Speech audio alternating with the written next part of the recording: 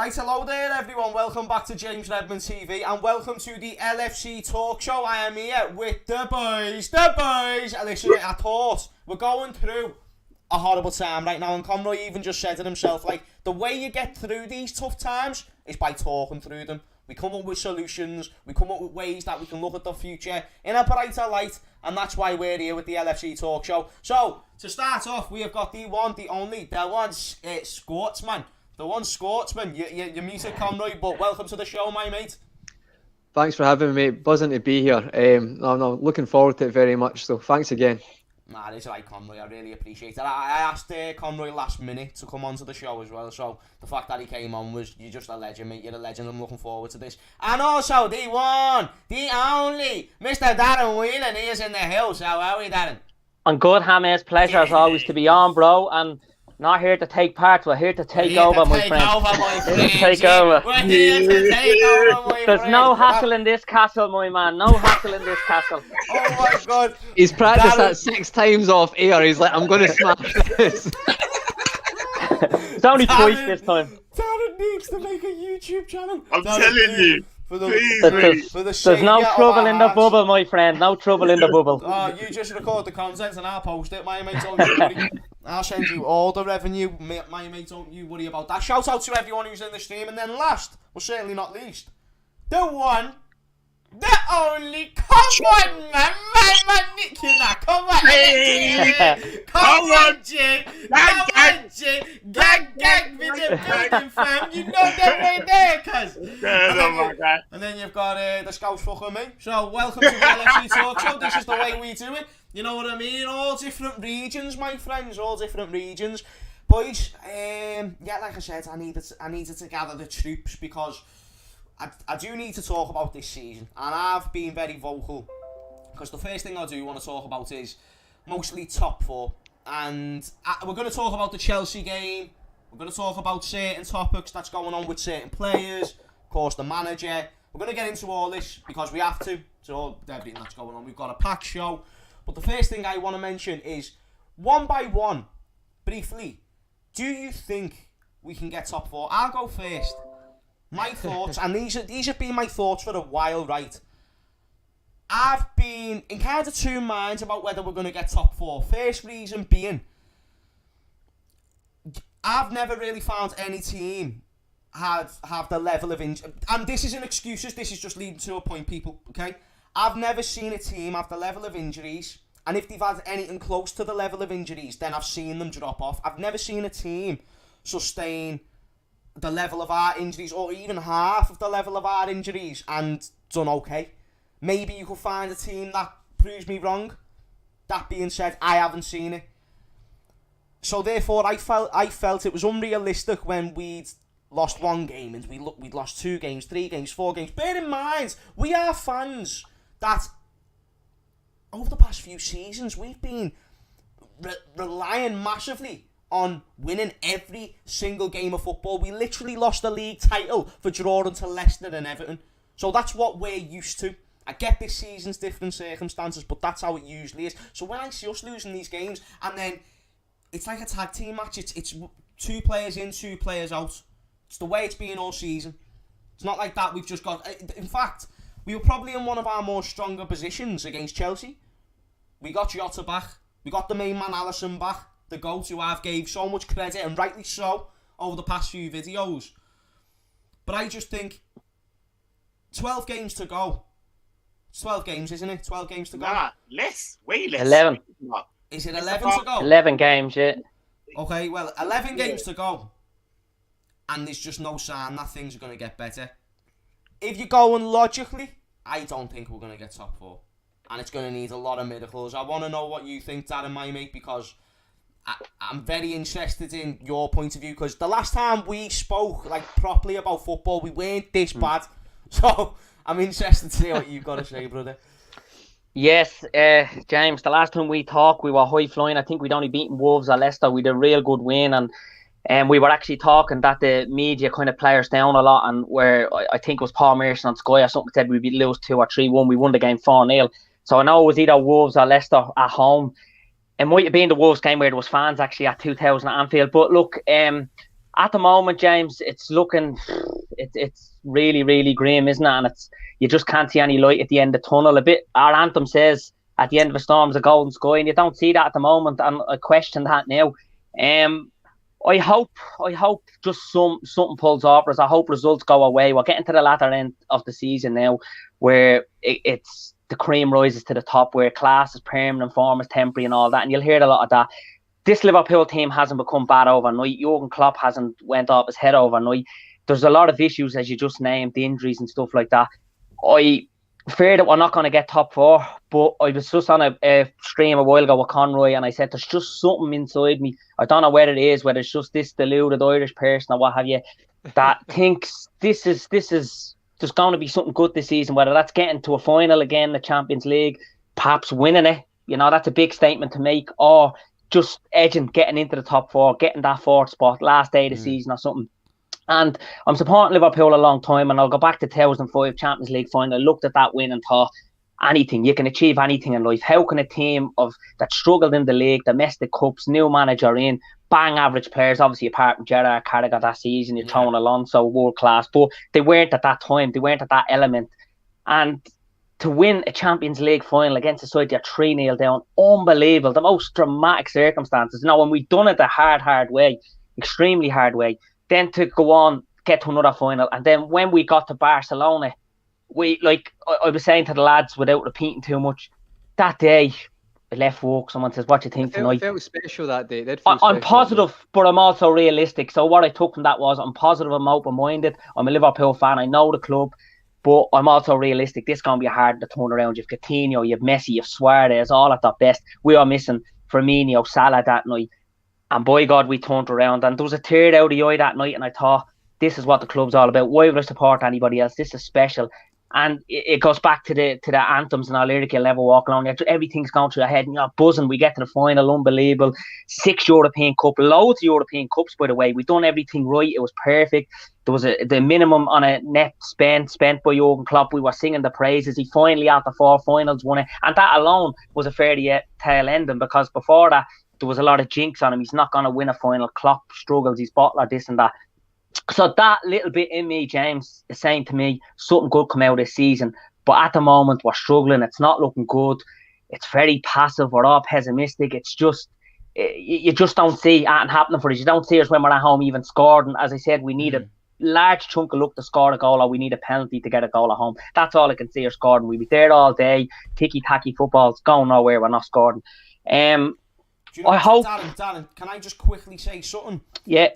I completely get what you mean when it comes to Liverpool Football Club. And boys, feel free to chip in. This doesn't have to be a show where it's just, each turn. If you feel free to jump in on something, by all means.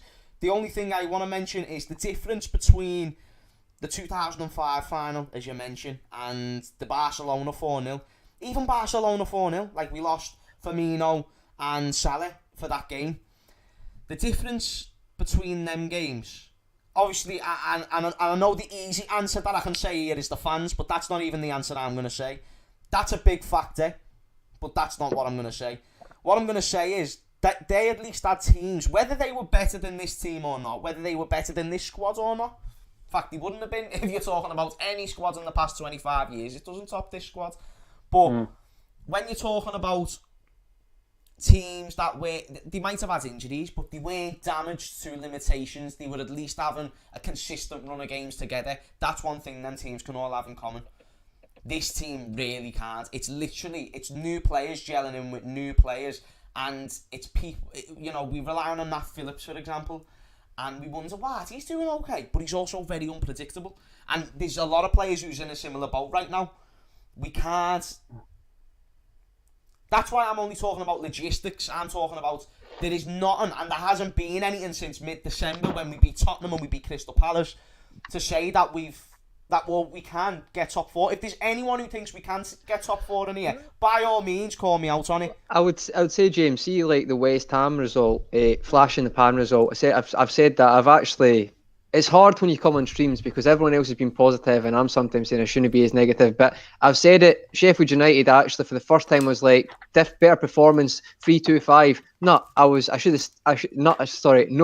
should have stuck to what I knew. that Liverpool continuously cannot perform. They've not done it since December. Like, they can't go for a run of games. It's a win and then a terrible performance, a loss, and then they'll have a flash in the pan result against West Ham because actually Mo Salah's individual brilliance. Antonio misses a sitter for West Ham just before that. People seem to forget about that. And then the 2 counter-attacks come because we're winning. I said to Darren earlier, we're not scoring counter-attacks because we're not actually winning against anybody. So that teams are not coming out. Therefore, there's no space. You probably find an example where that goes against what I'm saying. But for me I agree, Darren. I think for some mental reason, being a Liverpool fan, I think, you know what, maybe the Champions League. But for me, 100%, the top 4 is done. There is no way that we are going to perform better than the teams below us, never mind above us. I can't see us winning a game right now or even scoring a goal from open play. So the fact for 10 games, I think we'd be lucky if we win 5 of them right now. It's... Yeah, me and Alex are in the same boat. Yeah, ching motherfucker, like, listen, brother.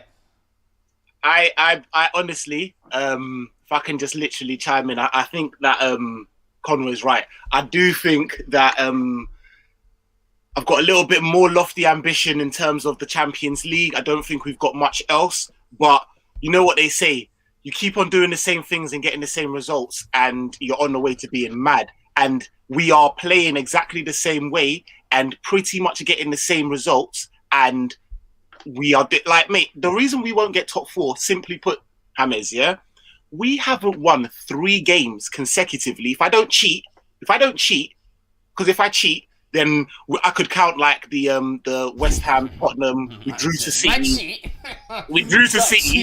You know, then we're there, and then like man's cheating. If you're just going back to just 3 consecutive wins, we ain't done that since the beginning, since opening season. Opening of the season, Leeds, Arsenal, and Chelsea. Yeah. How, bro? How are we getting into the top 4 if we can't even put a 3 consecutive wins, brother? I don't watch Match of the Day because I'm just tired of seeing all them reds. Yeah. Long. Yeah. Well, Nick, what I will say is that's the optimistic and the positive side of me and the real the down the road. But realistically, I do agree with you, lads. I just, in a way, I don't think, as you said, we're going to have to get a consistent run and we're going to have to rely on other results. For those 2 to happen, it's going to be a momentous task. It's going to be a bit of a miracle, to be honest. I don't see that happening. But I'm just holding on to some sort of hope because there's 11 games to go, because we'll probably get into the last 8 of Champions League. And I'm also relying on the fact that this team didn't become a bad team overnight. But at the same time, of late, the most frustrating and part that's pissed me off the most, to be fair, is the players are showing no desire, no commitment. There's no intensity, there's no pressing, there's no energy. The basics that Liverpool normally do and are good at, without getting into technicalities or how good they are, they always provided. Like, you go back to 3 or 4 seasons ago, we hadn't even got a squad as good as we have now, but yet you knew what performance you got. You still had players that were passionate and playing belief. The last 6 home games, I'll go back to, not just 5 because we lost the last 5, even West Brom, we didn't see any of that. It was very pedestrianised, it was sideways passing. There was just, I did at one stage use the excuse of that the top 3 are not patient enough and they're not just waiting for the moment, and they were probably over-analysing it, so they weren't giving that first-time ball, giving it with the bit of face. They were waiting, over-analysing it, and then when we went to Spurs, West Ham, we got big wins, and you could see first-time give, go, let's take a chance and it's given. And then all of a sudden we are brought back down to earth again. So it's very, very frustrating, and it doesn't read for good reading now to the end of the season. No, defo. But I'm holding on to that hope.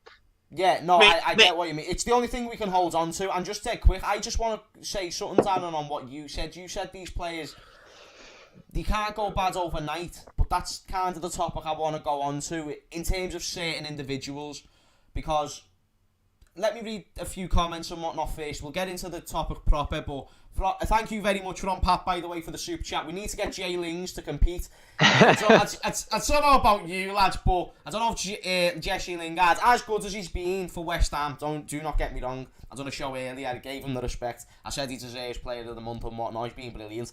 But I don't know always what Liverpool need, just to be dead on it. Oh, and by the way, he still plays for Man United, just in case you didn't know.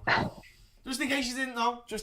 I don't know what you think about that, lads, but that's the boat that I'm in when it comes to Jesse Lingard to Liverpool. I would agree.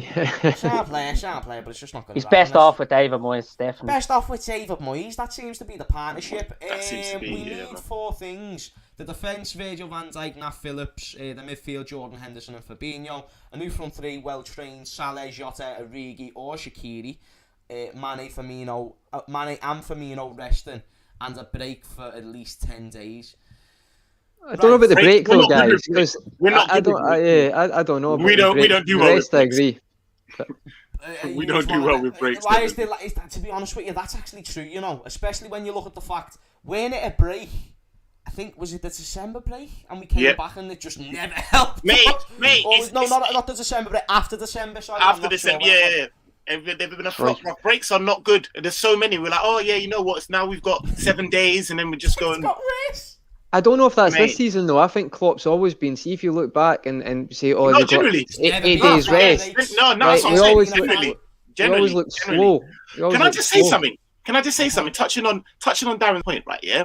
Do you know when I sat down, I didn't really watch a lot of it, but I did catch Klopp say that the reason he justified bringing Milner on was to wake them up. What? Like this is a game that is so important. I think it may have been out of context now. I think he was saying that Chamberlain had trained well, so that's why he got ahead. And obviously, if you think Naby Keita's obviously, you're worried he's going to get injured quite quickly. But I don't understand the Milner one. I completely agree with you. But I think he said that. He said I put him in to wake them up, like as into like what mate? We're mentality monsters. There was No, we're not anymore. He also collapsed like a deck of cards. That's what we are. He also came out and said he wouldn't say public what he thought of the performance to the players. I honestly thought he brought a Milner to wake the players up because I think the players' attitude, they stank the place out in the last couple of games. This is what I'm saying. I hear what you're saying, but I do think he did. In football, it's not this difficult a sport. Yeah. They're making it seem like it's rocket science. I know. No, that's what I'm saying. Like, right. Yeah, let me clarify before people say that I'm stupid, because I am, and I'm on that boat. I am, mate. Very little brain cells. Very little brain cells. That being said, I've been watching football my whole damn life. I don't know everything about football, but I know the basics. When you're... Let me grab this for... When you're 1-0 down... I know what you're going to say. When you're 1-0 down against friggin' mother fucking Chelsea... Boys, you hear what I'm saying? When you're 1-0 down You don't against bring Chelsea, off your not goal only- scorer. You Come do on. not bring off your goal scorer. I know. And you bring on a striker. I know. You bring on a Wait, striker. Dick, I'm echoing, but let me just repeat this. I didn't have a problem with Jota coming off the pitch, but you do not take off your top goal scorer. And Alex, you can jump in, but just take quick. Yeah. But then Mane and Firmino were the two worst of that front three. There was no doubt about it. Two worst players in the park. Yes. They were horrendous. Yeah, horrendous, Awful. mate. Horrendous.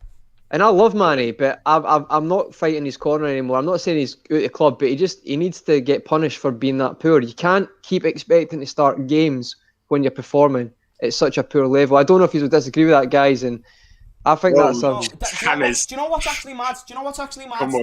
Alex, it's one of them things where Ben has even mentioned, yeah, he does save us sometimes, but at the moment Salah is being wank, and this needs to be said. He gets away with too much, and I think Klopp can see it. Ben, fair enough for having that opinion, my friend, but this is what I'm saying. It's like Salah gets criticised when he's doing the most out of the front three. Is he doing enough? Probably not.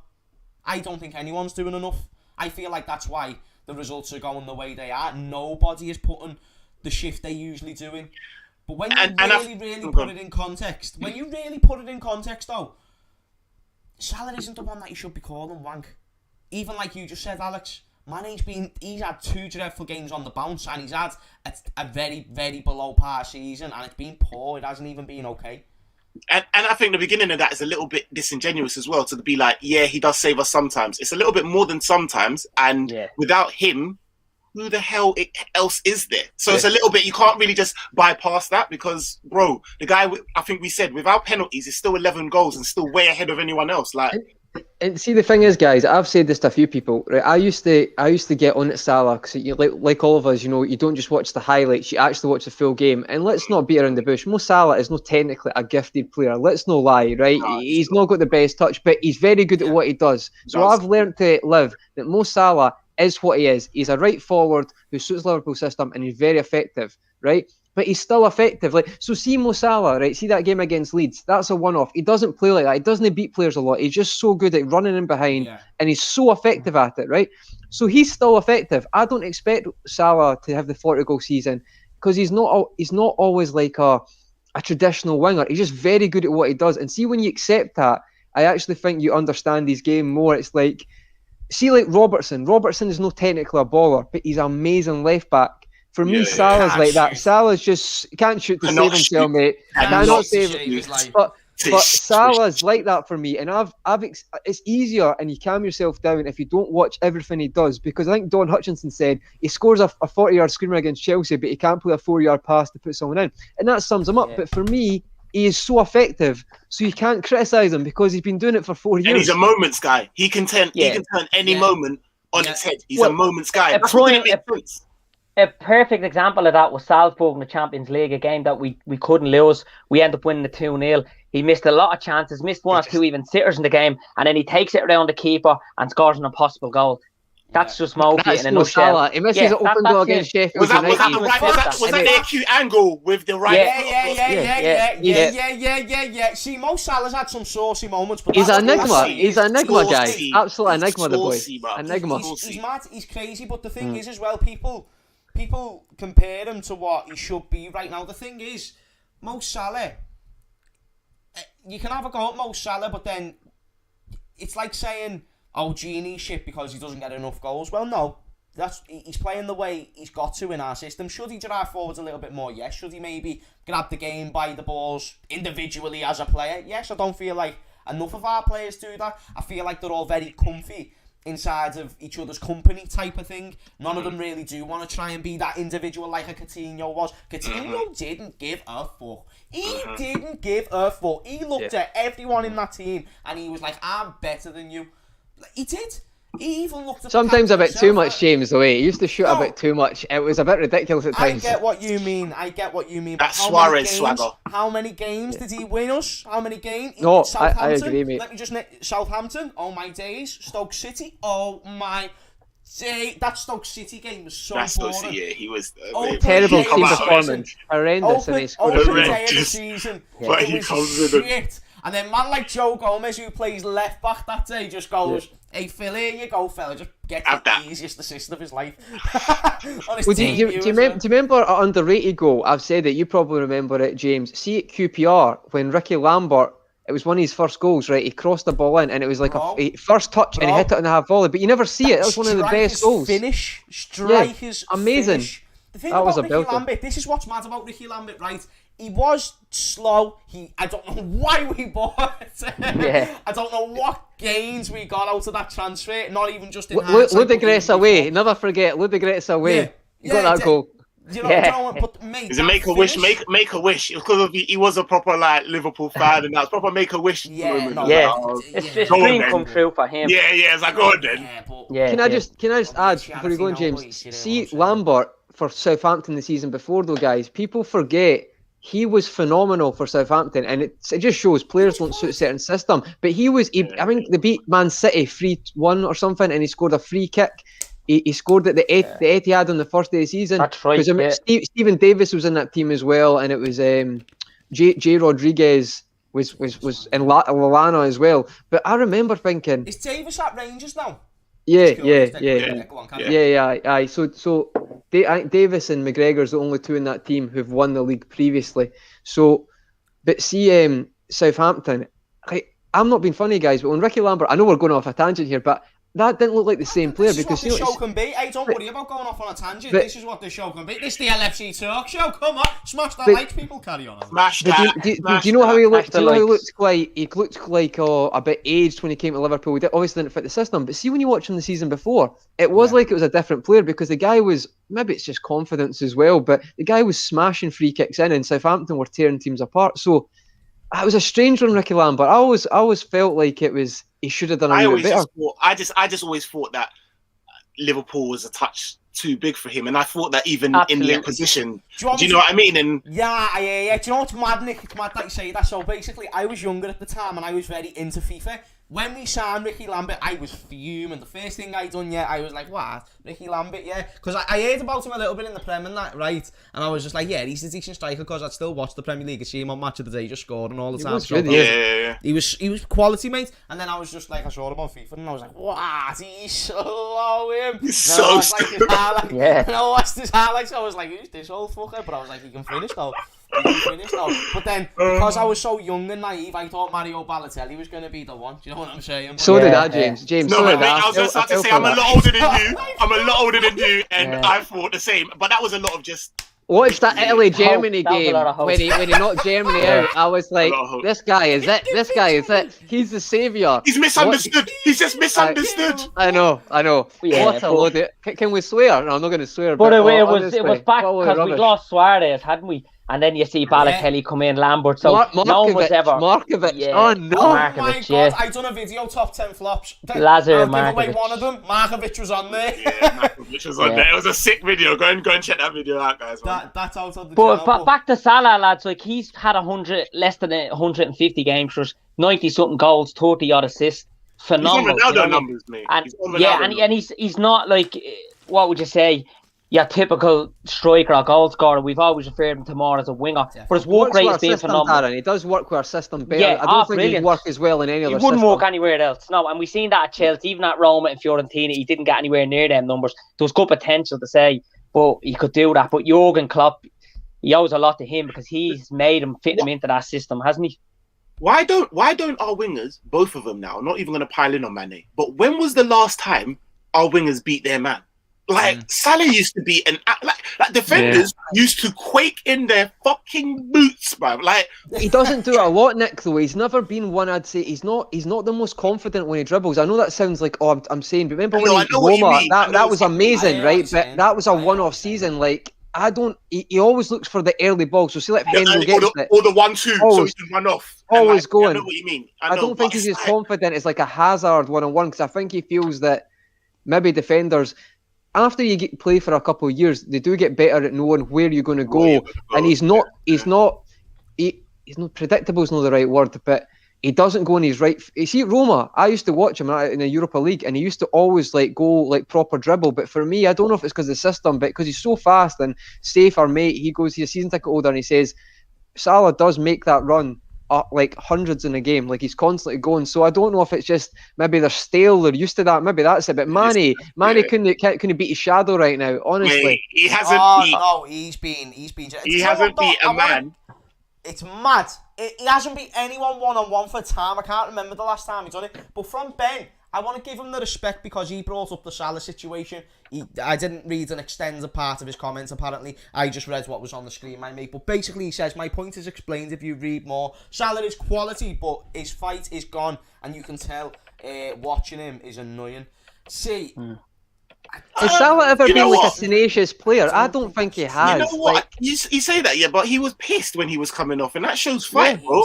That's not like someone that I don't know. I wouldn't agree. Well, with that was the earliest he was substituted since it was September 2017, but it might have been away to United. That was the earliest we'd taken him off in the game. So that alone will obviously. And there's games where he should have been taken off a lot earlier. I'll tell you that. Like, that's true. He has had a few shockers, but like I'm not on it. But see on that comment, no, I just wanted to add, James. See that point, right? I think Salah. See, we talk about pundits and that, right? Pundits love to say, "Oh, Salah, he's so strong." Like, and he's a well-built guy, but he's not really a well-built guy. He's a wee guy. So it's like, see a 6-foot centre-half. He's not going to knock them off the ball. But if you've got a full-back who's decent, he's going to do it. But I think people think, like, Salah is this big, like, Robertson aggressive. He's not really. If you watch him, he makes a run. If he doesn't get it, put his head up at the sky. And I think that's why he's a good player, because he doesn't really take everything too... What's the word?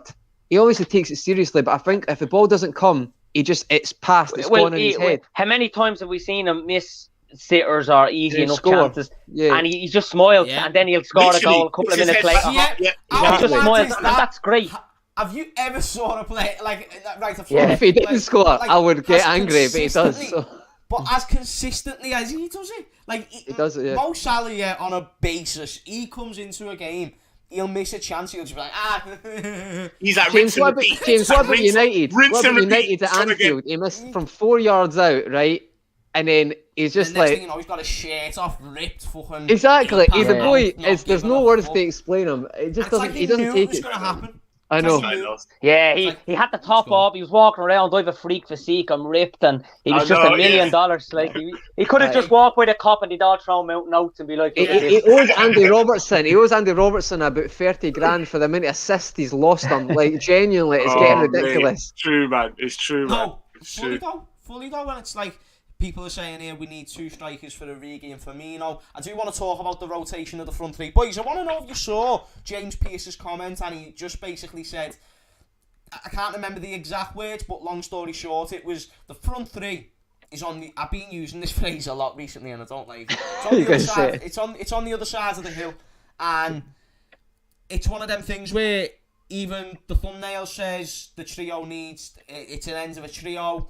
It's one of them things where it doesn't look like. I mean, like as Darren suggested before, it could be a moment of madness. But first off, let's have a look at Firmino as a case study. He hasn't been. Let's be boys. Let's be real. He hasn't been good since 18, 19. Wait, 18, 19. Yeah, 18, Yeah. 19. Mate, he hasn't really been putting in. Even last season, he weren't putting in them performances that we know Bobby Firmino for putting them in. It's like, when I look at Bobby now, you can see he's still got the moments. Like, when was it? His deflected goal recently. Who was it against? Sheffield United. Yeah, man, United. Sheffield United. Yeah. No, it was actually one before that, I think. I might be wrong. No, actually, it was an assist. I'm chatting shit. Either way, Leicester, the back. He done the back heel. The back to heel. Salah. So he shows moments of brilliance. Right? Even the Sheffield one, was that where he dribbled through Even a few players first the and Tottenham then goal. took the deflection? It The took, Tottenham, like, do you know- Yeah, it's a good goal actually. That was a good run. That actually. Yeah, it was a good run, and then obviously it took the deflection. But then I'm just thinking to myself, you show you can create something out of nothing at moments, and you've done that since the start of last year. So first off, for me, you shouldn't even be a part of the front 3, and I've been calling that from summer. And when you bring up the fact that Origi's the backup, that makes no goddamn sense. When you think about the fact, Ryan Brewster, now listen, Jurgen Klopp might have knew something we all didn't.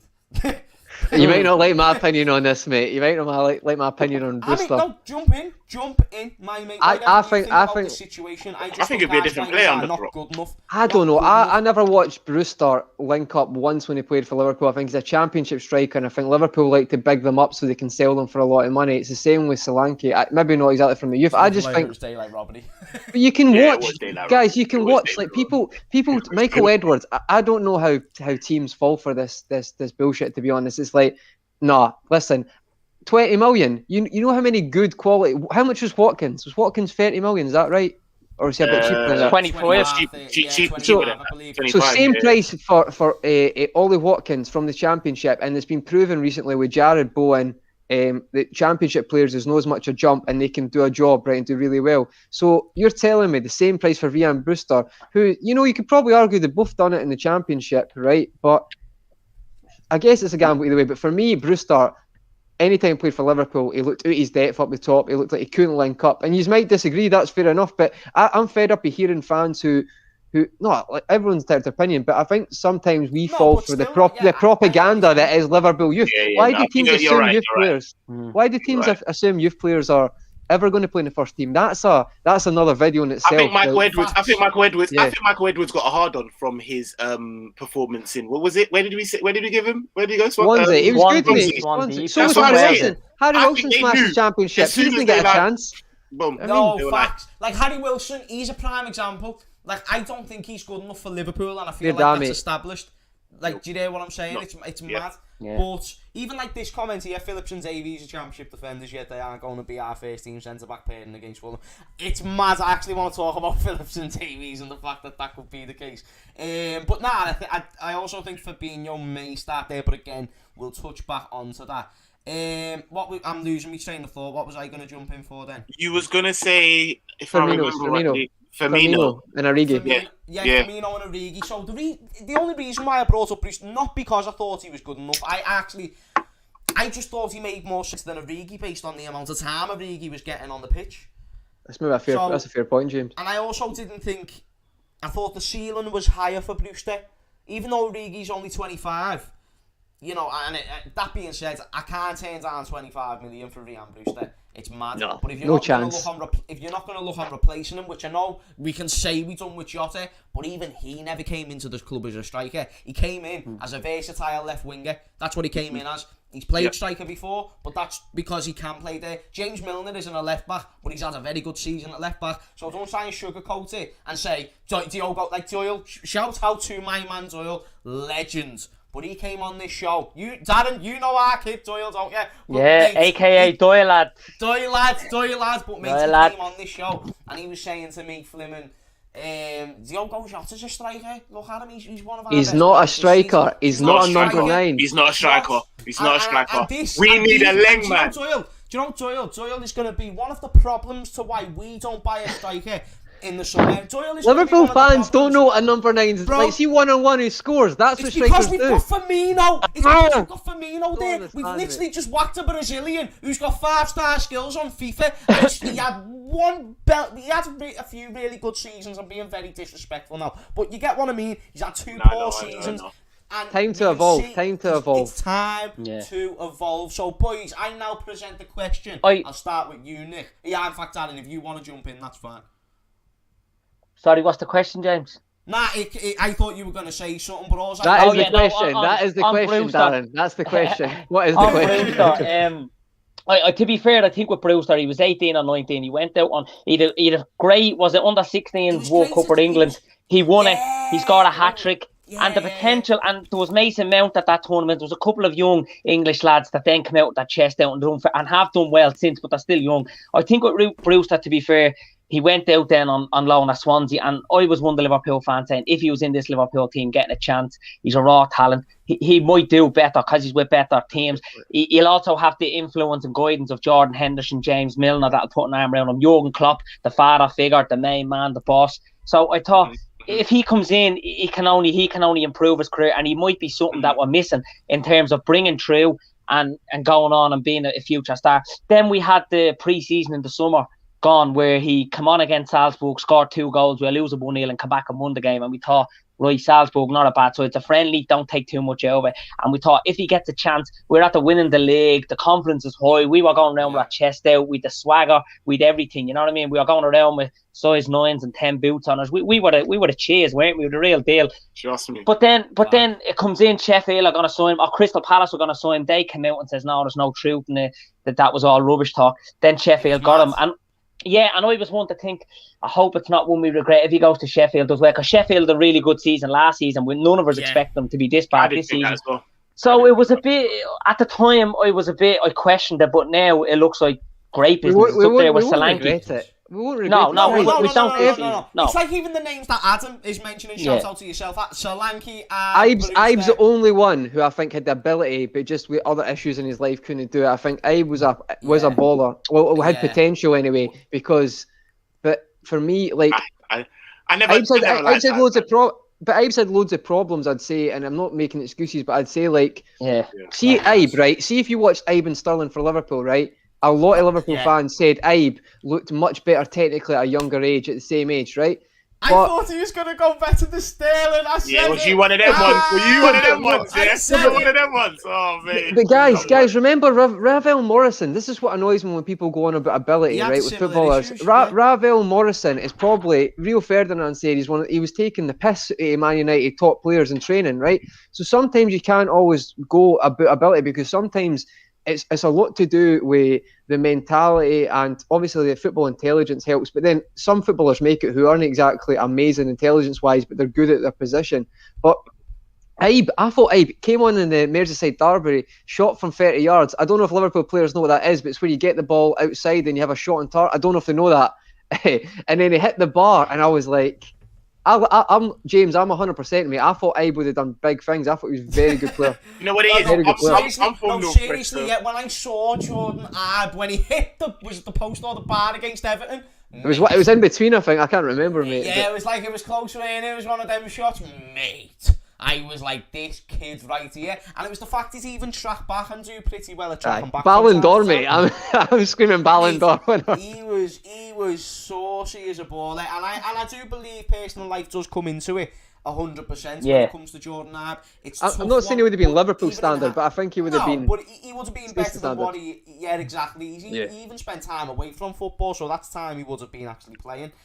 But from Big Six Fans, by the way, shout out to them, subscribe to them if you haven't already. Thiago giving me Jay Speeding vibes. Calm down. That is mad. That's bad. That's bad. That's too far for me. I wouldn't even say that. That's No. 2 pounds of overreactionary anger. I do not know one of you. Mate, in fairness, Mons was fuming the day. He was still fuming at about 5 p.m. He was like, I'm still raging. So He's not a happy man. Yeah.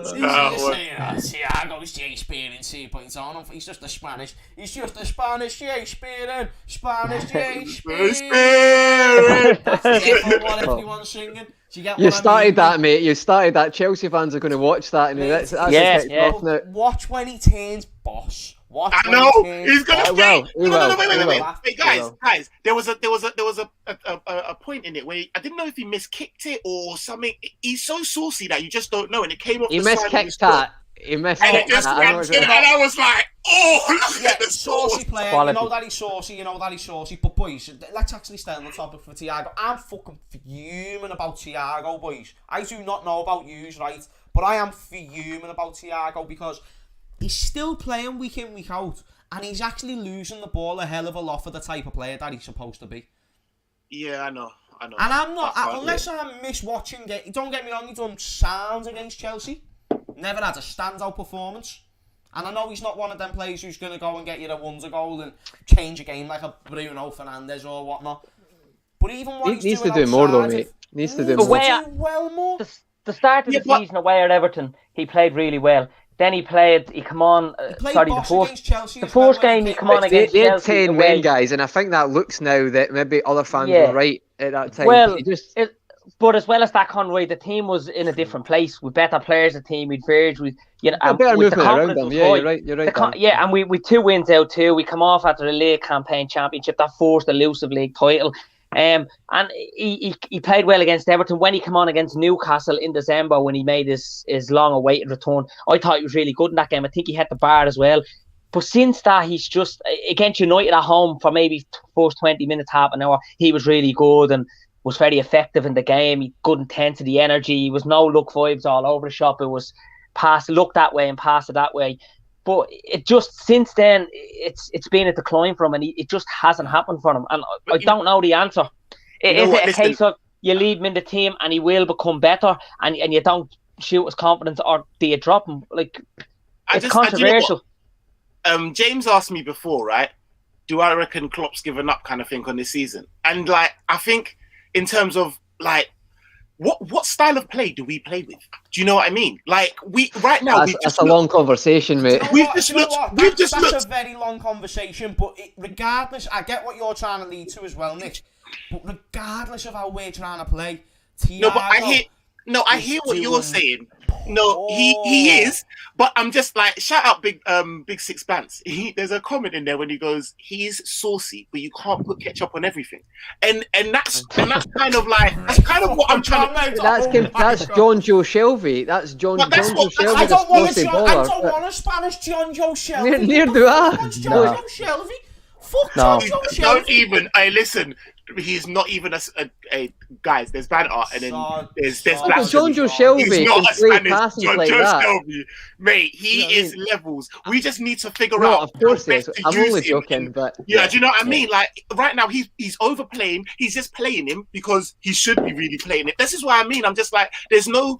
I don't think there's any real thought that, you know what, we're going to put Thiago here so we can do this. He's got no run. Our running off the ball is shocking. Our running off the ball is ridiculous. And you're telling me there was movement all over the place. This guy would run people. Come on, man. So predictable. See, when you watch Man City against Liverpool and you watch a 19-year-old Phil Foden seems to have more football intelligence. I know he doesn't, but at this moment, his movement made Mane and Salah's, specifically for me and Mane's, just dead completely. Phil Foden, you know that game that you play when you was a kid? Fucking him up. Listen to the careful words that I say here, people. Technically, gifted-wise, he's better than Salah and Mane. I agree, James, but I think movement-wise, you watch Man City, right, and then you see you see what Man City are working on. So I'm not going to a Man City 11, but see when you watch, like Guardiola's probably the best coach in the world, like a coach, emphasizing a coach, right? So see how like Foden comes in, or say Mahrez comes in. And there's a reason he signs type of players. Like you might watch a Ferran Torres and think he scored a hat-trick against Germany, but when I've watched him, he's been all right. But the way he wants them to play is he does it so when City get a chance, it's like a 6-yard tap-in. And that's why Sterling scores so many goals. He's not a great finisher. He's never been a great finisher. No, but he misses a lot of close goals as well. Of course he does, mate. He contends with Salah and that. But see the movement. It's like actually... See, what annoyed me in that game is when I watched that, it made me fuming that Liverpool can't even... I'm not saying that they're ever going to be as good at that, but they just make the same runs and think people are so stupid that they're not going to watch those videos all week and know what they're going to do. What they're going to do. I know. We were really good at that, though. We were really good at that. We were, mate. We used to move.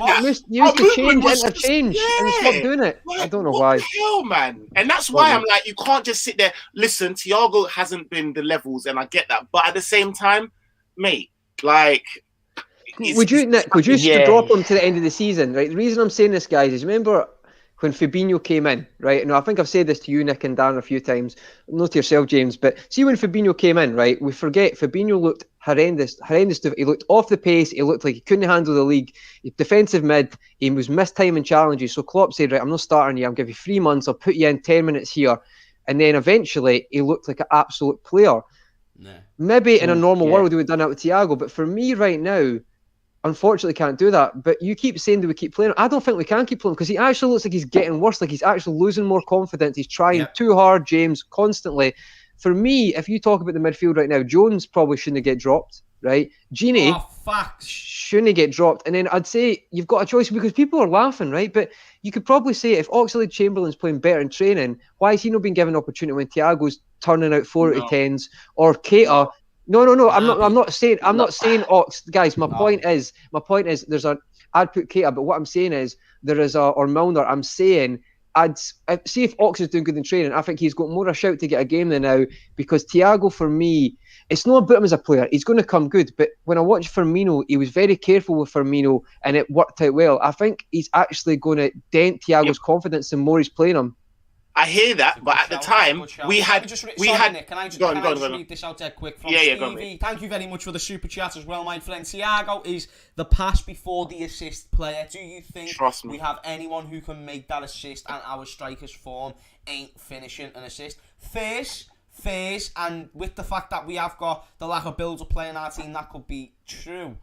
But if that's the only thing he's world class at, then why did we get him? Why don't we buy a number 10 then? Why don't we buy a number 10? Henderson can pass them. Do you know what I mean? It's like... It's not like... That's not a very... Even though that's a very sound thing... I get what he's saying. It's like an Iniesta Silva thing. It's like he plays... I get that. I do get what you're saying, mate. It's not a dig at that. I just think like... It maybe looks at Liverpool, this signing is the one signing that hasn't been a good turning a great player, and it's not working, and it's quite ironic, isn't it? Is Thiago, lads, right? And it might be a bit of a controversial topic. Is he being used as a scapegoat? Is he being used as a scapegoat? And why I say that is because he is probably the most high-profile, ready-made player that we've signed since probably Torres, going back to 2006 or 7, whatever year we signed him in. And why I say that is when Torres came to us, he was ready-made, he was that world-class element. Thiago has come in, he's world-class, man-the-match Champions League final, won a treble, 7 league titles in a row at Bayern Munich, was pivotal to that success. We've seen him playing internationally, how boss he is. Is he being used as scapegoat because, first of all, he's being injured, and because we brought him in. We basically stole him. We heard Neville and Rooney come out to start the season time. Forget about Messi. If Liverpool signed Thiago, what a player he is, they'll win the league easily, right? So they've hyped him up. Every Liverpool fan just wanted Thiago in the summer. Liverpool fans forgot about the positions that needed strengthening because we'd won a league title. As I said, we were going around our size 9s and 10s. Our shoes were like mirrors. We were all delighted. We were living it up. We were going out with our chest out. We were going out with our chest out. It was all, there was no hassle in the castle. It was all good in the hood. And we probably hyped him up too much. Where now when he's having a bad game, it's Thiago's not doing that. And I'm even seeing a name going around with his thumb up, that 144 thumbs up, assists none, goals none. And I'm saying, is he being used as scapegoat? Because if Gini doesn't play that well, if Fabinho doesn't, maybe we're not on them as much. That's what I think, and that's the question. He's not in the team. Because he's got them expectations set for him. Do you know Yeah, what see, I'm when you saying? start making excuses, guys, people do that. People tend to try to use other excuses for it. For me, like, you should see that he's a class player, and I just think, as Nick says, I know Nick was got to allude to something, he's not shown that. I'm not saying, see, when I said the Ox thing, I'm not saying Ox should start. That's not what I'm saying. I'm just saying there's other players on that bench, like Keita, like Milner, who if I seen a person in that position not playing well, I would be expecting, if I'm doing good in training, and be given the same opportunity. In the sense of, I think he just, maybe people keep thinking if he gets dropped, it's a bad thing. You've seen with Fabinho, it's maybe not a bad thing to drop him, because I think he's actually trying too hard. He feels like he's got to do everything. I mean, even his passes last night, guys, his passes, an easy pass over the top to Robertson. Awful. I keep saying this. It's not like it's complicated stuff. But the thing is, right? You're talking about Fabinho, and I think it's slightly different situation. We were playing better football. We had a system that was working. Henderson was doing decent. He wasn't as good as what Fabinho came to be, but at the time he was decent at that thing. So we could afford for Fabinho to be like, when you look in our midfield right now, we are kind of in a position where we've got no one else bar Keita, and I'm talking especially to change a game. If you're talking about changing a game, Milner ain't really going to change a game. Has Thiago been changing games though, mate? No. But this is what I'm saying. No, I get it. But this is what I'm saying is that we don't have. We're thin on the ground. We're proper thin on the ground. FSG thought it was sensible to then send like Minamino off in that. Like we have nothing. So no, Nick. With all due respect, I feel like the Minamino thing is a very hindsight situation that a lot of people have jumped on because he scored a good goal against Chelsea and he scored on his debut. It's just options. It's just options. That's all it is, James, bro. Guys, it's a 4-4-2 Southampton play, right? So it's funny how when a team actually tries something different, I'm not saying Minamino done that, but you know how we were like, where does he play? Darren, we were saying that. And then when you play with a 4-4-2, it's not really like a left winger, it's like a left midfield. So you can track the runner. But even when he was playing with Haaland, it was a very different system to when he came. That's it. I think he just suits different systems. I think he's like a second striker kind of. Seeing a 4-4-2, it's very different, because he's tenacious enough to like track the runner, but it's not a case of you need to bang 15 goals a season to be a 4-3-3 winger. So exactly. Well, I think what Nick is saying. And the one thing I saw about Minamino was when he was when I saw him get, and I know it's not just as simple as this, and a lot more goes into it, but when I saw him getting bodied by 18-year-olds and that, I know he was paperweight. He was paper. Flimsy. Some of them will go gym, fucking hell, but like he was flimsy. Competing with Premier League players. Premier League. This is the most physical. There's a lot of thin players though, but they're smart with the ball. Like there's experts. They can't get near them. Silva is not a big. David Silva's not a big guy, but you can't see him. It's already there. It's all about movement. I think what Nick is getting at about Mini lads is, when he had a really good game, I think he did an assist, he got a goal or maybe 2 goals at Crystal Palace, and I watched him that day closely. He had a good game, physically he looked better, and then we just didn't see him. We seen him coming out for 5 or 10 minutes in the game, and I was questioning, such a good performance, contributed. He had a bit of a raw deal, let's be fair. Maybe it's a good thing bringing him out on loan, but I think when he's a player that came in a pandemic that had to meet players on Zoom. I know, look, people say, well, he's on big money and this and that.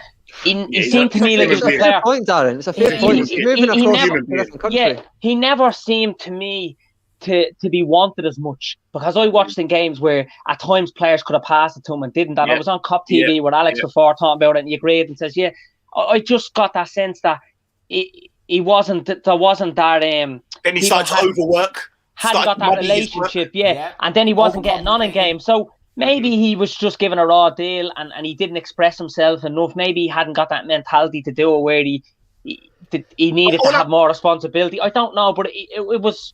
I feel for him. I feel for him.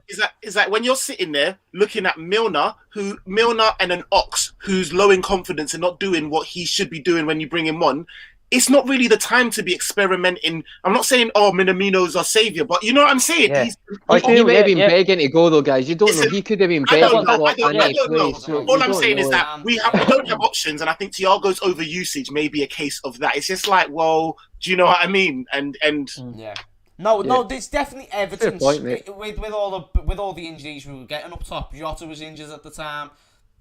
you can actually question a lot of reasons to why Minamino was left go. But I've had this comment on the screen for a while from Magnus, and he basically asked, "Hey James, do you agree that we should try and sign another right back in the window?" 100%. Been very bad this season. And Magnus, what a shout, mate!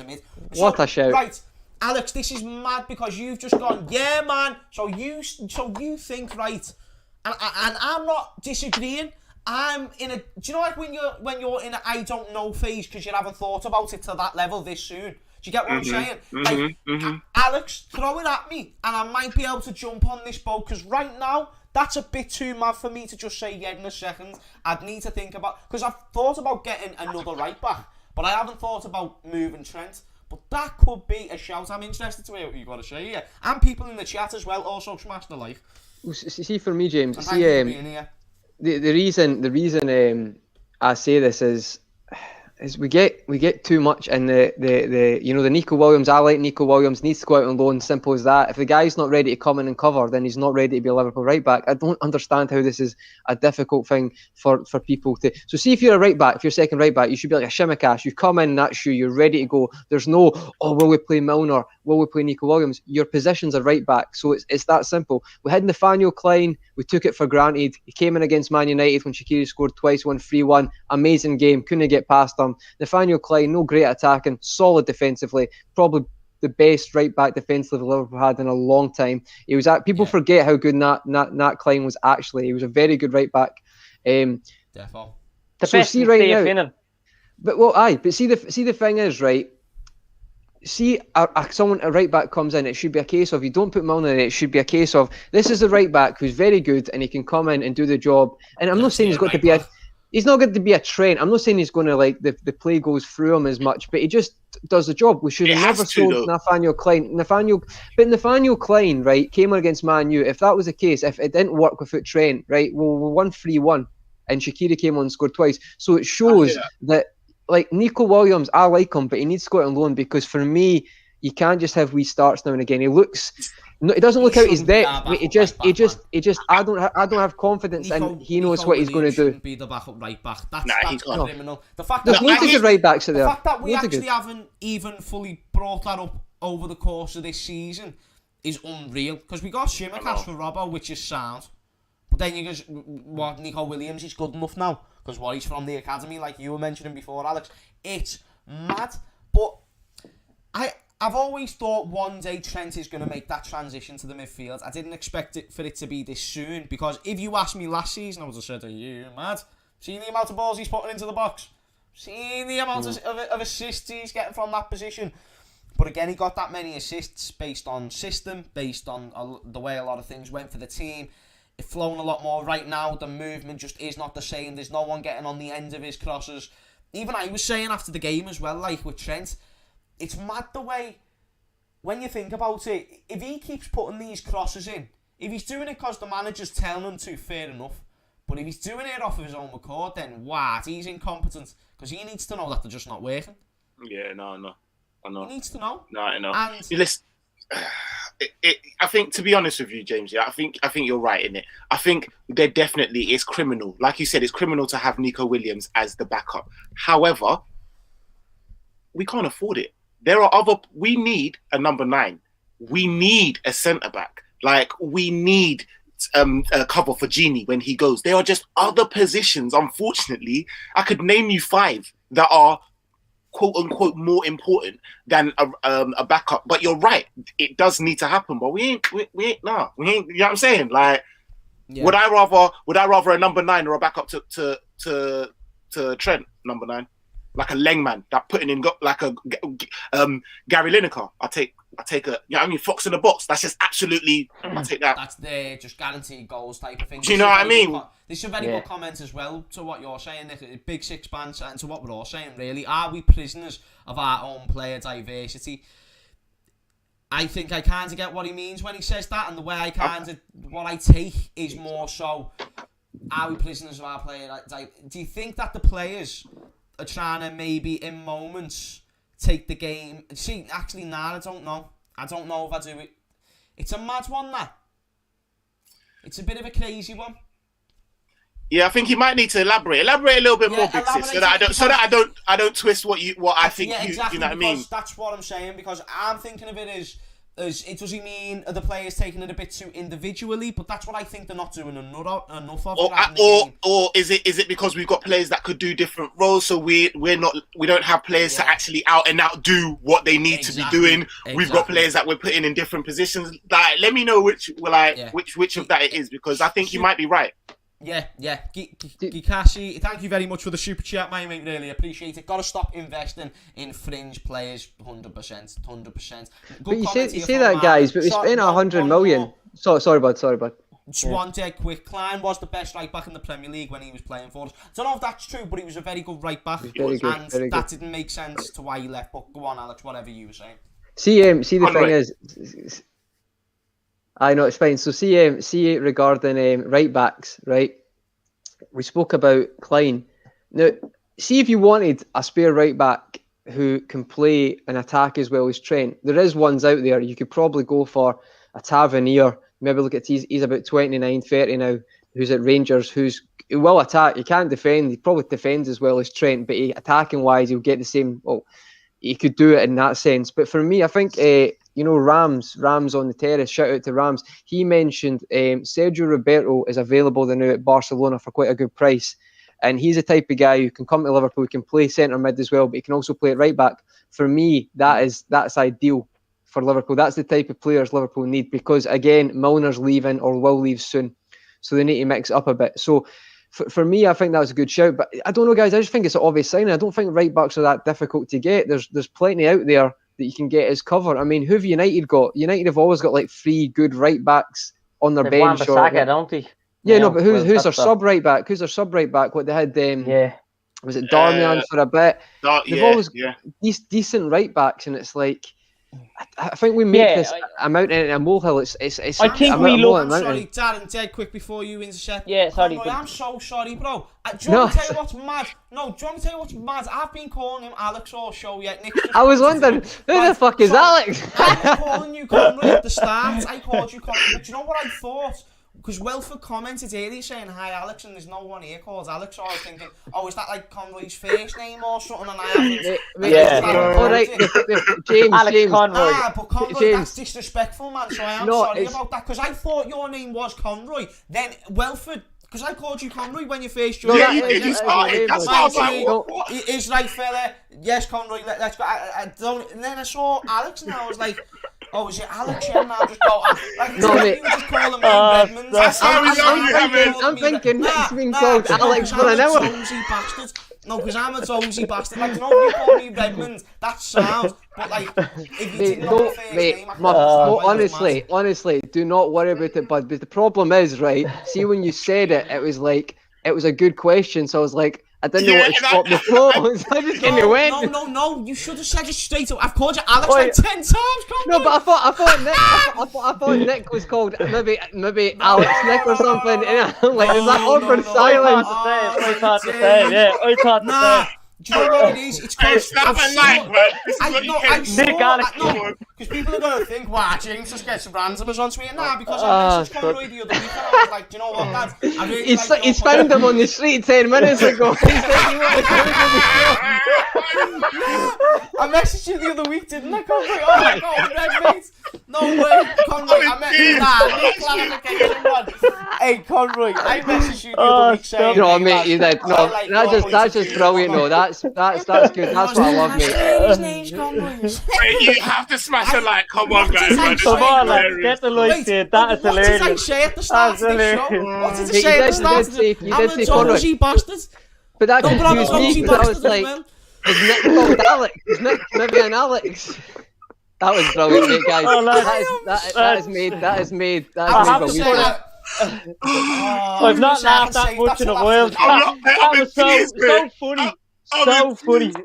Oh my God. But you know the funny thing was, about half an hour ago, I was going to say who's Alex, but I said I'm kind of enjoying Conroy being called Alex because it suits him. He looks a bit like Alex Conroy. Do you know what I was thinking? No. Hammers, there was a funny moment when all 3 of us kind of clocked amongst us like, right. Who's Alex? Who the fuck is that? I just got enough of that, but I have to tell this. Alex, Come here. who the fuck is Alex? We have to change the word from "Who the fuck is Alice" in the song to "Who the fuck is Alex." Seriously, I that's I feel the like change. calling him. Hey, do you know what's mad? I feel like calling him Alex. From, I'm not going to. I think we just need to go with it now, guys. Just is it? It only That took could an be his hour into the nickname. stream to read. Alex. An hour into the stream.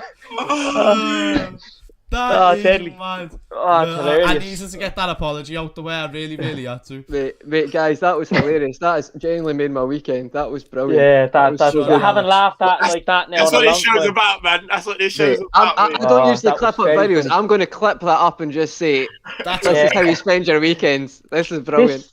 And it's only Friday. This is the start of the weekend. It's only Mate, Friday, no, so guys, this is a great guys. start. Great chat and then great laughter. You can't top that. And that was brilliant. That was Great so funny. stupidity. stupidity as well. Great stupidity. James, mate, honestly, mate, I mean this, honestly, people that happens not because the way you done it, but see the amount of people who call me not by my name, they say Connor or Conrad. It happens all the time, mate. So genuinely, I've called you a completely But it's something different name, bro. completely different. I know Yeah, that's what's and hilarious the about only it. reason is because I thought maybe Conroy could be like Alex Conroy. That sounds like a name. no, it sounds quite good. Sounds I'm quite good actually. AGT is in here. I was thinking, my GAGT is in here. So My head hurts. Well, My head thanks, actually hi, Alex. Oh, that's and I brilliant. looked in the chat. There's no one called Alex. So wait, is Conroy called? My bad. Is my it, I bad. thought it's No, because you mentioned, oh, you know what, Alex, AGT. No, I it's thought 'cause you I'm- just, AGT. no, it's 'cause I'm I shit. thought you just went off that. Mate, I don't know honestly, what- James, I that thought was for a while- brilliant. That was hilarious. I love I that. thought for That a while so it was funny. it was Nick's surname, Nick Alex or something. I was like, what's going on here? we were What like, is we were happening? like, who's Yeah, Alex? we were looking. Yeah. That was brilliant, guys. Mate, What a honestly, classic. that was actually hilarious. I'm joking. I've not laughed like that in ages. No, that was no. brilliant. Hopefully we can get you back on the show, Conroy, after that. I know. Respect, But that's mad. I'll come on next time and I'll put Alex in the name and the Yeah, title. no. Right.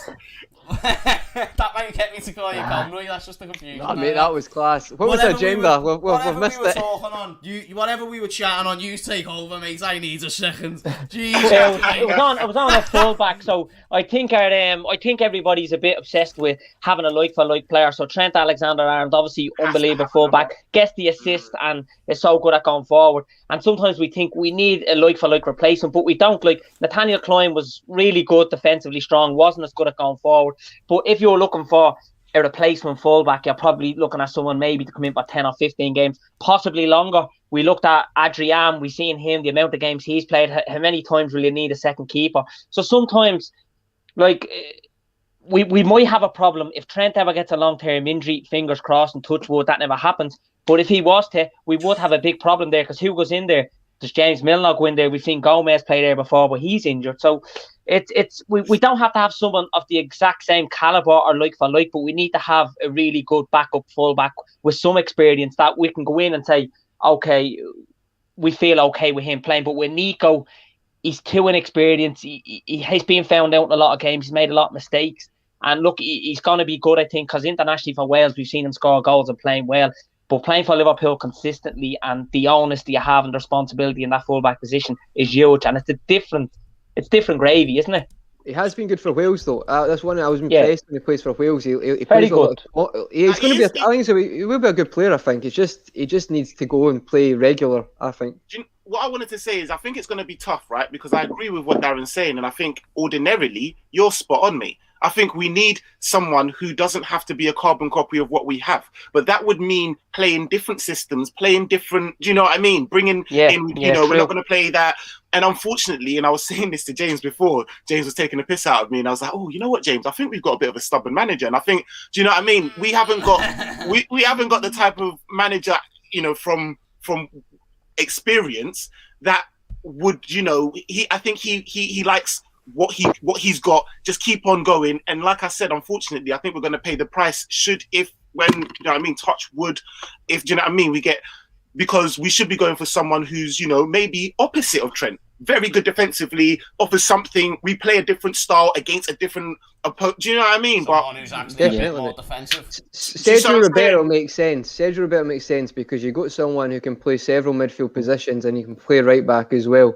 Yeah, and that's the one that you could understand. And I know you've spending the touched money on this for. before, Conroy, as well. Sorry for getting in there, Pat. But I know you've touched on it. That's That all right. sometimes we don't have enough competition or enough players staying rife competition to keep other players in our toes. So Trent knows he's going to start all the time. You know what I mean? The front three know because the drop off is too much, and they know come the big game, come the crunch games, even games that are not probably as big, they know they're going to be in, and that can be a problem. And it would be a problem if Trent was injured or if he became, let's say, too he just got too used to playing that he felt undroppable, and complacent's the word. Yeah, so that's. Well, is it a coincidence that Shimikas has came in and Robbo is one of the best players Liverpool have had at this poor season? He's been the most. Is that a coincidence or no? You know what I mean? Because he's obviously. I don't think Robbo needs it anyway. Because I think there's only two players in the team who've got what's the word? Who've got a mentality above like champions in the sense of Robbo and Henderson. Because I think for them, they're not like luxury football. Robertson's like Queen's Park. We've all heard the fairy tale story. Oh, but the Hull's a big thing. He said play a Champions League final is pressure, but playing for Hull when they get relegated and 50% of the people lose their jobs, that's pressure. So I think it's no coincidence that Jordan Henderson's from Sunderland, like kind of local boy from that, doesn't get too enamoured by the luxury of being a footballer. I don't think it's a coincidence that they two have actually had quite good seasons, because I think other people are like, oh, they've lost the hunger. But they've not lost the hunger though, eh? They've not lost the hunger because I think their mentality is they've had the shit. And I think here it's not a coincidence. Like, you probably argue Van Dijk as well, even though Van Dijk's quite hard to work out because he's so nonchalant. I think Trent copies him too much. A right back can't defend like Van Dijk, right? A right back has to press like Robbo and stop the cross. Trent is like a gazelle walking over. Mate, you need to be in his face. That cross cannot come in the box. So I don't know if you agree with that as well. That's all. I do agree with you, yeah. No, I do agree with you. No, 100%, man. I do agree with you. I think Robbo's nasty. Like in the chat, he's not beating that. He wants to get there. People underestimate how much mentality actually counts in football, and it's why I rate Henderson so goddamn highly, because he deserves it. We've saw a Henderson that is always gave everything for the team, but there was just one point or another where he just kind of looked like a lost chicken. Yeah. Do you get what I'm saying? And he could have just gone the other way. He could have just gone the other way. Could have went downhill. Didn't really look like he was going to live up to that 20 million that we paid in 2012. By the way, absolute bargain. Guy was a meme like for like a whole season. Like, do you know what I mean? And people that's why rival fans hate it. They hate it. They hate it that he's lifted that Premier League trophy. They cannot stand it. it. The Champions League and Henderson's lifted the Premier League. To say that Henderson has a shuffle.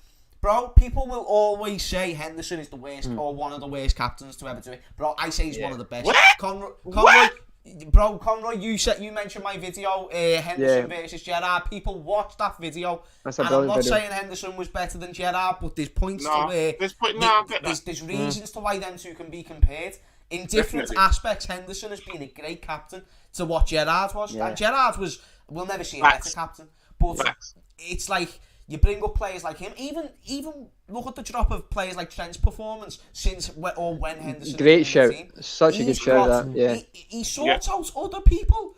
Yeah, Not to mention he has just played centre back at a very good level, by the way. I mean, mate, it's crazy. Mentality is, and the reason why he can do that isn't because of the technical ability he was born with.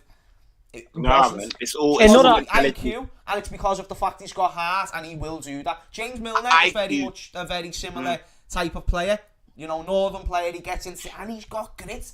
He's 35 and he's doing everything he can to be the best possible version of James Milner. That comes through hard work. This is a multiple-time Premier League champion. This is someone who's won the Champions League. He's achieved it all. James Milner has achieved it all. 16 when he played in the Premier League. 16. How many players can say that? 16's first goal in the Premier League. Who can say that? How many stats do you see? Oh, James Milner is playing against this player today, and this player weren't even born when James Milner was or some crazy fuck-off stat like that. It's Mad. Quick, and He's before had you over jump- wait, 560 Premier League appearances as well. That's some going. The only one is Gareth Barry's only. He won't top Barry's. Yeah. Barry's is like 105 No, but away from it. He's not going to be that. back at Henderson there, lad. Something What, and can I I've just even read this forgotten. super chat dead Yeah, fast, sorry, my James, friend? go ahead, buddy. Thank you very much as well, Alfonso. The problem is we only have 2 or 3 positions. Everyone else is versatile, especially in the midfield. Good point, Yeah. Alfonso. Good football, my mate. And thank you very Not much bad for the point. super No, chat. that is a good point. It is. Yeah, good. Darren, What we do forget about Henderson is, and his attitude, his discipline, how he lives his life off the field as well. It is phenomenal. And I remember being on a stream with Callum, and he said a while ago that if you approach life how Henderson has approached life and what he's done, like 9 times out of 10, you're gonna succeed. You know what I mean? You're gonna get what you want. But he also, lads, if we go back to the first 3 finals, he was captain as us. He lost, and that's not easy to bounce back and then go on and win a Champions League, a World Club Cup, the first that the club has ever won. We've had some great Liverpool teams go there and maybe People took a bit forget for about them granted. trophies. And a Premier League, and he's lifted a Premier League. So he's lifted a Champions League after losing a Champions League final, right? You probably think that's your only opportunity. He goes to season after, wins it. Then a Premier League, you draw 7 games, you lose 1 game, you're perfect. You're perfect all season. And then the season after that, you have to change your position. Fabinho was phenomenal last season in that holding role. He gets injured for 2 months. Henderson comes in. It's a carbon copy of what Fabinho done. And then he goes on and lifts the Premier League. It's an unbelievable journey for a man that came through Sunderland, as Conroy said, and he's just led by example. And he is the prime example candidate as to, he's a role model, how you should live life, how you should approach it. And it's like he is almost like the lyrics to the "You'll Never Walk Alone." Do you know what I mean? If you go through it, it's unbelievable, lads. And he doesn't get the credit he deserves. And rival fans do like to shoot him down because he's one of our own now, because he's proven the haters wrong, and he's probably proven himself wrong in some ways. And 13-14, he don't get injured. We would have win the league. Yeah. Victor Moses, mate. Victor Moses, hospital pass, red card. Never forget, mate. It's mad the impact that he has on this team. And the impact that he's always had to some extent. But really, when we were playing our worst football is when Henderson looked at his worst.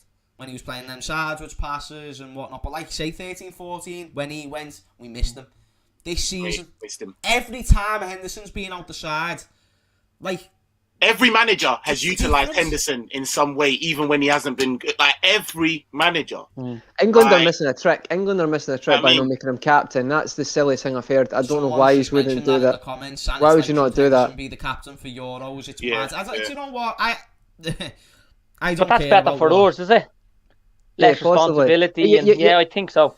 But you're picking a captain who's leaving a captain for his club. That is the most England thing I think I've heard, to be honest. Like, bizarre. Listen, they'll look at like Harry Maguire and think, he deserves it. He deserves it. He's quality. That's what I want our captain. Pick a captain who is a captain.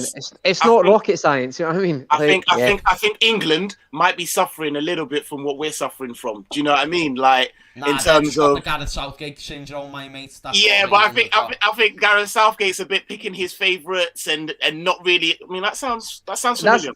It sounds familiar. You took Jack Wilshere when he couldn't walk. Honestly, I don't like. Why did England make it so difficult? Just pick players who are in form. Harvey Barnes has scored how many goals this season? He got injured. I guarantee Gareth Southgate wouldn't have picked him. He could have scored 30 goals. He wouldn't have picked him. It's like James Maddison might not go. James Maddison, like Grealish might not go. It's actually baffling. People make things complicated. It's not that difficult. If Grealish doesn't go, that's mad. Like that's a different type of budge that I need to find out that Gareth Southgate is smoking. I guarantee Mason Mount will go though. I guarantee Mason Mount will be on that plane.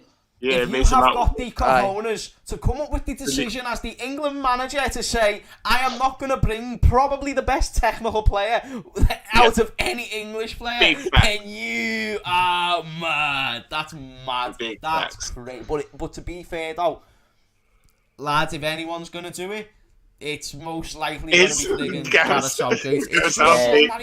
England fans must get frustrated with that. Pick players in form. You've never done it in 20 years. You say you're going to do it, you never do it. It's like, that must be annoying.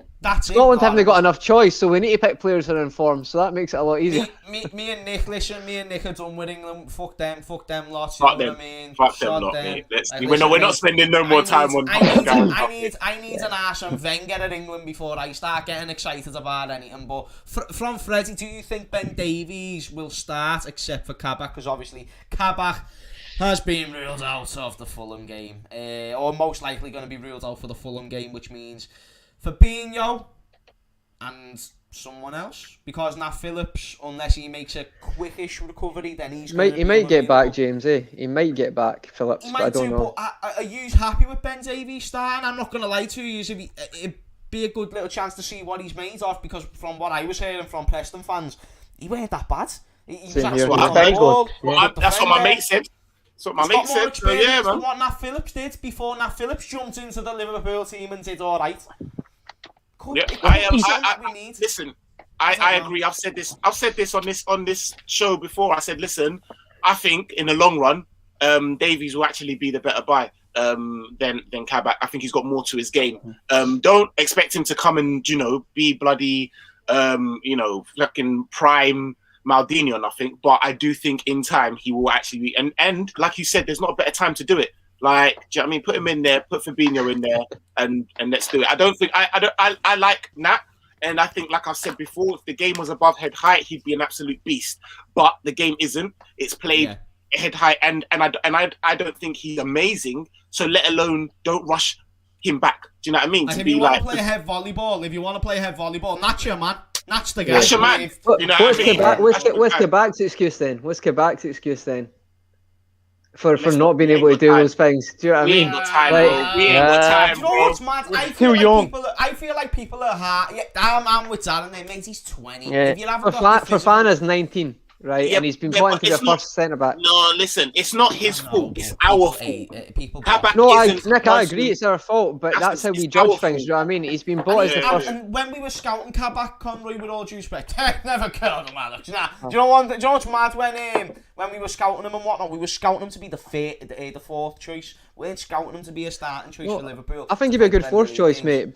But that's why did no buy Kellecar then? Went for him earlier because I know they weren't going to sign anybody. They're going to. I want a man like Militao. I want all these heavy centre backs. Can play right back, Militao. He can play right back as well. Oh my God, Conroy! If you watch my content around January, you know I was a botman. Shout out to Matt Botman. Yeah. I Matt put like Botman coffee. on the scenes, but Matt carried the torch for me. But I put Botman on the scenes. I remember I was doing research because I've done transfer videos, and I was like, "What? This Sven Botman looks decent." And then I looked It's him up, and I alright, was like, bro. It was because of you, bro. You, bro. You didn't see put me on that. map. Let me see what I got. It was mad. Wow. It was mad. But like, I'd still take Sven Botman. But I want If Sven someone. Botman came and was crap, people be saying, "Oh, bad recruitment." No one's saying that with Kabak because they know that we fucking did it on the last day. No one's saying, "Oh, shit recruitment." They're just like, mate, they knew what time it was. It's our fault.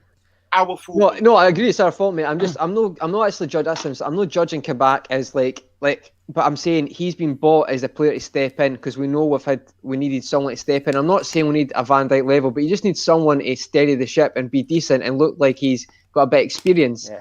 But then it's just like, it just looks like they cheaped out. They went, we'll get him. If it works, great. If it doesn't, we'll just no sign him, and then we don't lose any money. And it's just a bit. It's very.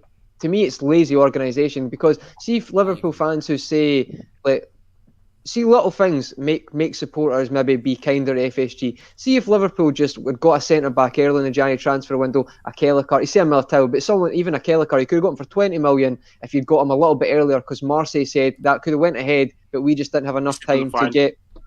So see that you probably have 80% of Liverpool fans who say, do you know what, they done that was good, but because we're not going to sign anybody. We'll sign Ben Davies on the last day and we'll just wait. And then Matip and Fabinho get injured. So then they have to go and get that. See, stuff like that pisses people off because it's like little things like that. It's not a lot of money. It's not a big difference in the money because you probably could have got Kellecar for 20 million. But I know hindsight's 2020, James, and you might say that he could have been just as bad, but he is a much more experienced defender. No, he is. He is a He's very. older as well. Yeah, and they scouted him for. That's what I'm saying. Like Botman and Militao, they were scouted. These were panic rush buys. So yeah, no. See, that's the only. And these transfers wouldn't have happened if it weren't for Matip getting injured. Matip, That's a fact. And do you know what's mad? Meme, you've said it perfectly. I don't think Davis is a real thing, just a cardboard cutout, mate. Might as well be the case. That is exactly the thing with Ben Davies. It's like, that's another reason why I can't want to see him start, to see if he's actually fucking real. And Is he real? Like, there he is. You know what I'm saying? Oh yeah, he's actually on the pitch. He's wearing a Liverpool shirt. That's quality. But, Can you imagine the pressure he's going to be under? Tell me. But do you know what though, mate? Take it in your stride. Take it in. Yeah, I liked his interview, guys. I thought he was good. I liked his mentality. Did you see the interview? Yeah. Yeah, it was good. You don't hear that very often. I'm going to show what I'm going to. And you know, people like love this club. Great to be here. Blah blah. He was like, I've always wanted. Yeah. He went. He never said any of that bullshit. He just said basically, I don't support Liverpool. I'm not saying that. He said, but I'm going to here. I'm happy to be here. And I'm going to show a top team what I can do. You don't always hear that. It was very James Maddison type, because James Maddison backs himself, and it was like, I was impressed for a fourth choice centre back to be coming out and saying that. He obviously must back himself. He must back himself. He's going to be better than Kabak. He's going to be better than Kabak. I told you this. That's a fair shout, Nick. He's going to. Well, I think the thing with Ben Davies, if he gets the chance, if he gets the chance, yeah. He has huge experience in the Championship. We know the Championship's a tough physical league. It's as hard as the Premier League when you've been in a season after season. Preston fans really rave and rant about him. So there's some truth there. There's enough truth there, and probably evidence if you go by some of the senior sources to say Davis. He's also a left-footed centre-back, which we struggle with. We don't have. Yeah. So he has Championship-level experience. He's played in England for a couple of years. He's made a couple of hundred appearances in Championship. He is highly rated. He's 25. I think he wouldn't be a bad prospect for us. I think he'd be better than what we have. He probably would be an upgrade from Kabak, Nat Phillips and Reece Williams. But what have we got to lose in playing him? We haven't seen that in him yet. At the moment, we're speculating and to debate about how good or bad he'd be. But we're all fairly positive that he will come in and do a job for us. And if he keeps it simple, does the basics right, he'll do a good job for us, no doubt about it. Kabak, he's on a bit of a trial period, and I said this the other day, so are we in a position where we don't play Kabak between now and the end of the season? Then how do we know we're going to sign him? Because there's 18 million on the line. He's come in on loan with the option to buy him for 18 million this summer. The only way we're going to buy him in the summer is if we see enough of him and want to waste 18 million by giving game time. Yeah, I agree with you, James. But the only criticism I'll have of FSG, I haven't always been on the back. But when Van Dijk and Gomez got injured, how pivotal, how experienced, how good they are, that they didn't look at the bigger picture and look outside the box for centre-back. You have named a few centre-backs there that, okay, there might have been reasons why we didn't get them, but I don't think we flexed our muscles enough in the market to try and get them. We should have really went, because fans would have been happier. We would have had a chance at top four.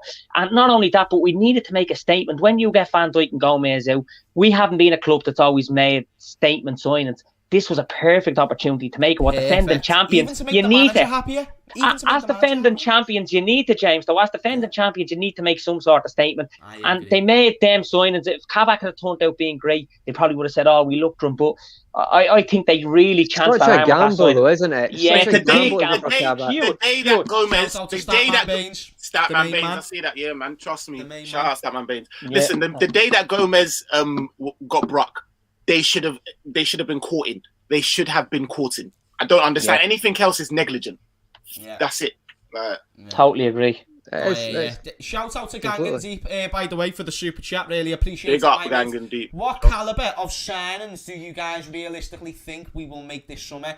I think our most exciting signings will be Rafinha from Leeds. The rest will be prospects instead, ready-made of a high profile. # in the gutter. We're making some stick. We're getting Harvey Elliott. Bro, we're getting Van Dijk. We're getting CBD. We're getting Gomez. Keita, Naby Keita. This guy's coming back. Naby Keita. Oh my god. We bought Naby Keita this January. We bought Naby Keita. Exclusive signing. We bought him in January. One in the long. We might get Marco Brujic back as well. Marco Brujic. Harry Wilson. Harry Wilson. It's going to be a stick summer. Hey, gang and deep, get gas, because these are the signings we're making. We don't have Liverpool experience. They all have experience, yeah. Liverpool experience. See when they say it's like a new signing, that pisses me off so much. Yeah. It's like, he'll be like a new signing. Fuck off. They've all got the DNA. They've all got the DNA. That is FSG to a T. Pardon, like a little fucking rhyme because it was shit. We're going hard in the summer. It's what they go on. do. Harvey Elliott is the best one. We're signing Harvey Elliott. Yeah. Harvey Elliott, Mate, you knew it though. You know it, bro. mate, You know he will. He's gonna be a new You know sign. it, Like, bro. lads, I even messaged him the other day, right? And I was just like, bro, like, I can't wait for you to just get back into this team, just to give an option. Do you get what I mean? And he's very humble. He's a very humble kid. Like, he doesn't feel like he feels like he's got a long way to. Like, he knows he's good. He knows he's Yeah, he yeah, knows but he's he got a knows lot that- to work to. Guys, Yeah, of course like, he's got a lot. Harry Wilson smashed the 100%. championship up, and it's like it doesn't mean it means something. And he's 17, so Harvey's like, yeah, levels like, above. he's not even. yeah, like, mate, but that's even not the way fair he to speaks about say his though. Like, he country- needs to do more to get to that. Like, you have to say, like, Defo. Don't get me wrong, I was low-key gassing him up as well. So I'm not saying like. no, first I'm team gassing him football. up. I just think people have got this habit of saying, right, shove him in the first team now, and it's like, No. give the let guy me a chance that's to the thing, breathe. It was a bit Yeah, mad the way I yeah, said that, yeah. so I do want to just kind of No, like no, it's cool, mate. rewind. He's and been just get amazing. back- He's been Oh, no. amazing at Blackburn. He's He's been quality, class. but let's not do the same thing we done with Brewster. Let's not Yeah. get excited Yeah. just because he's Yeah. done good in the championship. Yeah, and, yeah, you know, he's gonna But be a good 17. point. A good point on him, James, is when Elliott's played for us, he has looked really good in some of the cup games. You could He's see actually done well in a red he's shirt, been man. very explosive. He's looked a player that, okay, in time he'll become good. And some players you know, some you're a bit iffy and you're unsure of. Mate, even With when he him, was in our shirt, he looked Yeah. absolutely That's what I even in mean. our Yeah, shirt, for the- he Added looked- something. He just did added do well. something different to the squad. Yeah. And I'm not saying starting 11. I'm not even saying bench week in, week out.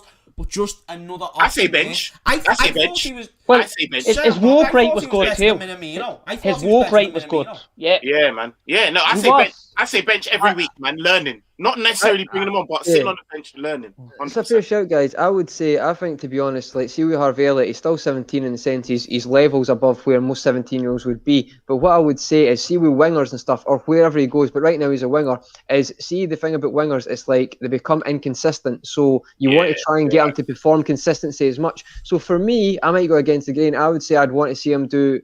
He's not going to go another Premier League team because no Premier League team is going to take a 17-year-old on loan because it's probably too much of a gamble. Possibly there's a few teams out there. I'd say another season at the Championship, performing at that consistency, then I'd say have him back on the bench. But you know what? Right now, I would say he's better than what we've got for wing performance because Shaqiri can't play out wide. And then he said Minamino's on loan. So I would, We might have another Saka on our hands, though. You never know, man. But people are Saka's even saying boss. we Saka's can't boss. go too ahead of the ball game. There's still a lot more we need to see. But even to answer who's Gangan Deep, thank you very much. That was a big super chat as well, my mate. Goes massively contributed to the channel there, so really do appreciate it. And by the way, people, everyone who just leaves a like is contributing massively to the channel. Smash that very much like. appreciated. Very much appreciated. Go and subscribe to Nick. Darren and Conroy, I don't believe you have channels. No, we're just we're just wanderers. Wait, I'm like, the four subs away from 200. Come on, man. The journeyman of the YouTube scene, but I actually wanted to answer Gangan question. Yeah. Leprechaun, yeah? You did Leprechaun. Nah, just man. Even Gangan Deep, like, I want to answer this question properly because we just said Harry Wilson. I know, we just went on a rant. Like, what caliber of signings do you actually see Liverpool sign? If you ask me, Rafinha, as Gangan Deep mentions, yeah, man, I'd take him. There's even been a little debate where all fans are coppish. There's been a little debate on there, Neto and Pedro Neto. Pedro Neto, the main man, Callum's boy. Callum's boy. Rafinha. I'm not gonna lie, I'd go Rafinha, to be fair. I'd go Rafinha if I'm honest with you. He's like 4 years older. Or something like that, or 3 years older. Neto's 19, I think. Yeah, how old is Rafinha? 22. So a few years older. I thought 22, but he's older than 22, then I might need to 24.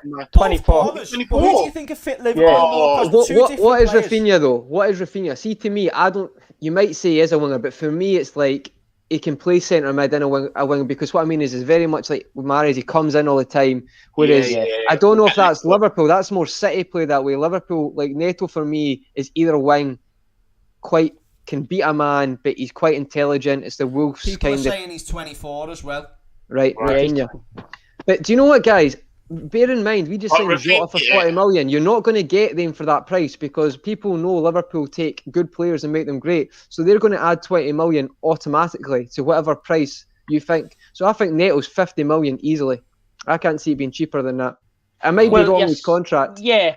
he's kind of going to come because you're to taking off Wolves. Wolves as well. And we've seen what happened with Jota, and they're going to be thinking, And he's only 20. Hoover, they got Hoover, they don't even play him. I reckon we're Yeah. actually more likely to get realistic money from Leeds for Rafinha, and he's a baller. That left foot is a wand, man. Yeah, he's a And wand. you know what you're saying? You know what you're saying, Conroy, about it's not us, bro. No, I'm not saying what I'm saying. I think it could be a centre mid. He's weird. Like I don't know. I hear what you're saying. Like, But I like that so that we can play options, bro. This should be called NSG show, bro, because it's options. That's why I want options, bro. No, that's You know a fair what I point, mean? mate. Like, He is We don't have player. any options, man. Strength and depth, bro. Come on. But maybe for what I'm saying is Neto for me is a winger signing for Liverpool. Do you know what I mean? Whereas Rafinha for me could adapt in a different. No, but Rafinha for me, I watch him and I do think he's a baller. But the thing is with me is like, you could argue that that's probably better than my point because he can fit in so many positions, Rafinha. So you could have him out the wing. You could have him.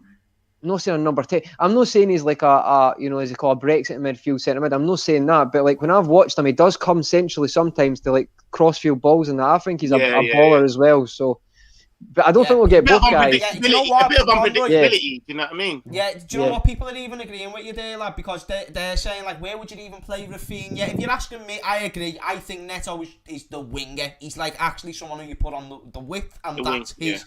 It's his position. But Nick's right with the depth, though. This is maybe the problem with Liverpool. We think too first 11. We're not thinking what we can do. But guys, but the thing is, I'd love both. But realistically, I think people know 90 million for both, and that's in Liverpool's formula. People know Liverpool's formula. Mane, Salah, Jota proves that formula works. So teams are just going to add more. Do any of you think, like I've been saying, is the comment, which is a really good comment.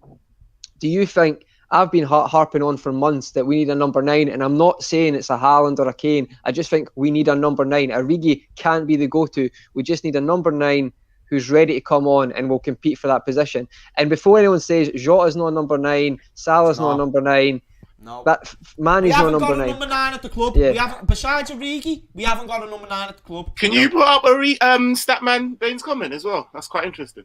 I will do. Let me just read out this comment quick from Mo. Do you know what? I'll read it out and then I'll read out Mo's comment because I feel like this is a good little topic in terms of what Mo's brought up. Shout out to yourself by the way, Mo. Shout out to all the comments. It's been brilliant tonight. Yeah, man.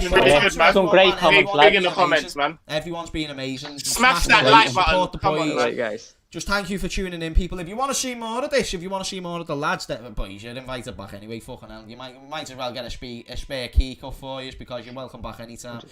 What are you on about? The one where he talks about what do you make of Origi? Yeah, that one. Yeah. What do you make? So Statman Baines. I don't know if there's a fake account of him as well, but we're gonna just say Statman Baines regardless. What do you make of a Origi interview? Not apologising, but saying he doesn't care about fans' criticism and saying he could have been a match debater when he was younger anyway, so he'll take no criticism. I hadn't heard this, so that's why I was like, right. Okay. I haven't heard anyone. This. Anyone heard this? Anyone come across this? No. I've not heard this. I mean, I don't know. I'm only gonna say if that's true, then that's mad. And that's not the mentality that's mad, bro. And that's not the mentality I want to play. But the only reason why I'm questioning the like how legit that is only because I haven't heard it, and I feel that's why I thought. I'd be on the phone to an Iggy like, who the fuck do you think you are? Like you're putting on that Liverpool shirt. You want to come outside? You want to come outside, lad? With me, hold me back. Hold me back. I've got a Scottish mate called Alex there. He'll batter me. He's as tough as nails. Call it Alex. It'd be Alex. It's defo fake Statman. Defo fake Statman. He's saying Alec Conroy from Dumfries. Alec Conroy. Yeah. Alec Conroy, man. Yeah. Right, let me just. We'll block fake accounts. But from Mo, thank you once more for the super chat. Who we selling then, the boys? You never said the boys, but I added that in there. Oxlade, Matip, and Firmino. He's just put question marks. And Naby as well. Oh, right. If you're asking out of them four, Oxlade, yes. Matip, no. And this is just for me. Matip, no. Naby, no. And Firmino, no. That's for me. Me? And the reason... Dead Go on, quick no. before you answer yours. Yeah, go on. Origi, the only reason why I'd sell Oxlade, I don't know why I said Origi then. The only reason why I said I would sell He should be in. Oxlade-Chamberlain is because he's just finished. And the only reason why I wouldn't sell the other three is purely for depth. And I know you've got to think about wages, very great point, and Liverpool are not known for having many players on big wages, and maybe you might need to let one more of them go to cover that. But I feel like Firmino can still add a lot to this squad. I still feel like Matip. The only reason why I'm clutching onto strings when it comes to Matip, is because I know how good he is. Like, if he's not injury prone, he's one of the best centre backs in the world. See that challenge against Son? See that challenge against Son that he got injured, right? Yeah. No one talks about that enough. Like I was arguing with Expressions a few weeks ago, and we were doing a combined 11, and he went Alderweireld, no doubt, and I went, listen, what? Like fair enough that because he plays, but if Matip was always fit, mate.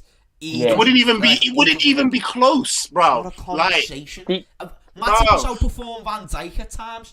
This is the type of centre back we're talking about. You see, you have Matip out for a long time, and when he comes into games, I've said this, and Conroy's heard me saying a couple of streams, he just looks like he's never been out of team. He just looks so composed. And he's coming in, and it's an 8, 9, 10 out of 10 performance, and he's phenomenal. The only criticism I'd have of Matip is he's obviously retired from international football, so he's just playing at club level, and he gets a hell of a lot, too many injuries for me, and he's so unreliable in that sense. But when he's playing, when he's available, unbelievable. Great centre half to half, very composed, makes it look so easy. A bit like Cam as you like Virgil van Dijk, but just the reliability is the issue, and it's a bit like Naby Keita as well. They just get way too many injuries. Is there any players that you would sell out of that list, boys? I would. Can I make the point as well, just before the Ox thing? Can I just say the thing about Ox, right? I don't think Ox is done as a footballer at all. I think Ox is a bit like Danny Ings. You need to go to a team and you need to play games. Ox is like, do you know if you've not played football? If we're playing 5-a-side, right, and you've not played football for the lockdown, you've not played for a year, you're rusty, right? Ox is always like that when it comes on a part. He's rusty for 3 or 4 games. I think if he goes to a team in the Premier League, maybe a bit lower, and lower down Premier League team, I think he'll be good. It's a bit like Ings. Ings, when he got a few games on him, I know they're different positions, but I've seen Oxlade-Chamberlain play some great games. Atletico Madrid last season dominated at midfield, the right hand side. He was brilliant. For me though, he just needs games because he used to be an impact player, but now it seems that, I don't know if you watch the Leipzig game, he's actually getting frustrated with himself because he's not doing what he wants to play that ball, but it's like his body, it will get there, but he needs games. So for me, I hope he goes to I think we'll sell him, but he'll go with my best wishes because I think, do you know what? Some people might say he's not been a good signing. I think he has. I think last year he scored 7 goals last year. He done well for the Premier League season. Thought he was good. I think he's Champions League. His attitude has been phenomenal, Conroy, because that major injuries that he's got, he's always bounced back and he's always wanted to be available, and he's not the type of player that just shies out stuff. And you know, like, we probably lost him at the peak of his career. That year we went to Madrid, he missed the final 2018-19. He was out for practically all season. He was probably then 25, 26, and he had contributed well towards the end. He was creative, he got goals, he played a big part in the big games for us. He's never really bounced back since then because obviously he hasn't got the game time. New players are coming in. 7 goals last season is a good return, mate. It's decent. We don't get midfielders to score a lot. That's good. When you think about out of our midfielders, he gets the most and he plays the least. Yeah, he does. Yeah, he plays the least. And you're right, we just need to see him play more, and he's not probably going to get that game time, but he would leave on well wishes, absolutely, because we have to look at the strengths coming back from those injuries, those setbacks. It's not easy for a young lad, so he's the one thing that upsets me with Ox is he used to be so good at being an impact when he came on. Like he now it seems he needs 5 games to get into that, whereas he used to be able to just come on. I remember he played City. Remember when we beat them 4-3 and they broke their unbeaten record? Came on, just dominated midfield. This is not the Champions League goal. This was the first game at Premier League. Add over shot, just like impact, just like swashbuckling people out of the way. That Ox seems quite a long way away. And a lot of injuries. I think he might get to that. I think he might get to that for another team. I think, see, like a Southampton, I could see him going back to Southampton. I could see that happening. Or like a West Ham, I could see that happening. Even, what would you say on a Leicester? Because I understand Leicester, first team-wise, I think their fast break is too quick, to be very honest with you. For him, maybe off the bench, it's not a bad shout, James, because they've not got the best depth. Leicester's the only team I'd say are kind of like us, not the same amount of injuries, but Leicester last season, everyone says they collapsed, they bottled it. You're probably right, but if you actually look at the amount of injuries they had, they got a lot of injuries. It's like we can't be hypocritical. Pereira was probably one of the best right backs last year. Sionchu, Luke Thomas, is it Luke Thomas or Jake Thomas, the left back from Academy, had to play. Justin James from Luton had to play. I know he's quality now, but maybe wasn't the full. Yeah. So it's like people are quick to forget that Leicester had a lot of injuries, and I feel like they could do. Iheanacho's not a good striker in my opinion. The guy is like a hype train that he's all right. I wouldn't trust him in front of goal. It's a bit like, you might disagree, but I think they maybe need another striker as well. So I don't think he's ever been up to much. Iheanacho, mate, he's dark. Nah, but mate, he's probably on about 90 grand. This is why. You know what I mean? It's like only because he played for City. I know. And missed against City for Leicester, missed against City, missed a sitter that would have won us the title. Never forget, never forgive. I'm joking. Going back to that list, I would say Matip again only because of like squad depth, but how deep can it be if he's always injured? Do you know what I mean? I wouldn't be upset if he's staying because his quality is just because of the injury thing. Keita needs to play him and let's see what he's made of, so we can actually let's see what he's doing in it. Let's be honest. I think it's criminal he never saw minutes against Chelsea. Origi, I'd add in there. I'd add Origi only because it seems like that's what Klopp can't keep bringing this guy on for 3 minutes, man. And do you know what I mean? Like I think it's time for him to go and get pointless. Pointless, ridiculous. And I don't know. Like I think maybe Bobby. There's other uses. But who would sign Bobby Firmino though? I don't think anybody would sign him as well. I don't want that. People would sign him, Conley, surely. But who do you think? Is a striker? No one's going to sign him because he can't score enough goals. No. All right, Hammers, 35 million offer comes in. We selling him. What are we saying? 35? No. For Bobby? No, for guys, Bobby. I think we're hyping Bobby. Other teams will not hype him the same way. I know he's a good player.